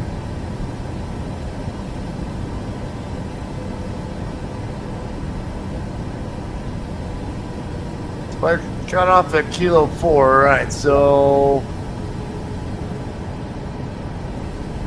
This should be that midfield terminal right here. So the next one... Why is the tower right there when... the diagram shows the tower south of this terminal here. I don't get... Oh, there's the tower right there. That's why. So there's 2 towers here? Okay, what taxiway is this?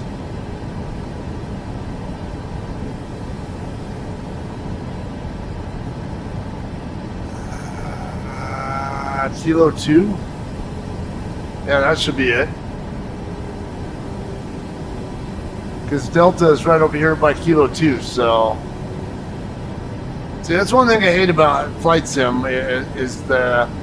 Yeah, this is Delta here, and then Charlie's the one over here to the north of it. So they have 2 different towers here or something that are... It's kind of weird.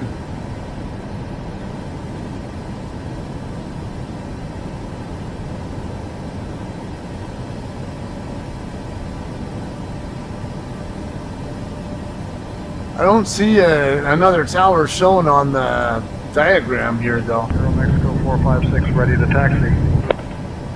Aero Mexico 456, runway 1 right taxi via Bravo Kilo Juliet.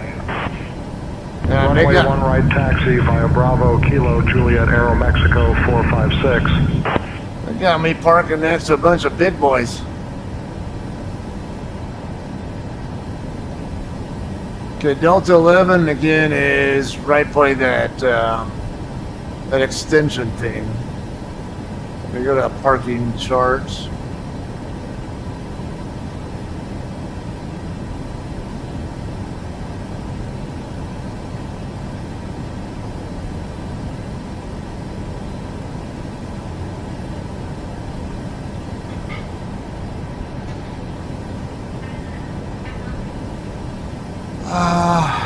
This is gonna be fun trying to figure it out, I think, unless they got labels here somewhere to...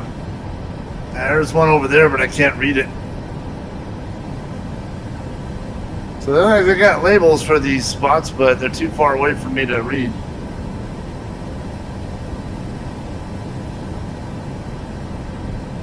I'm expecting the building to extend out a little bit here. What I can also do is come over to the live map.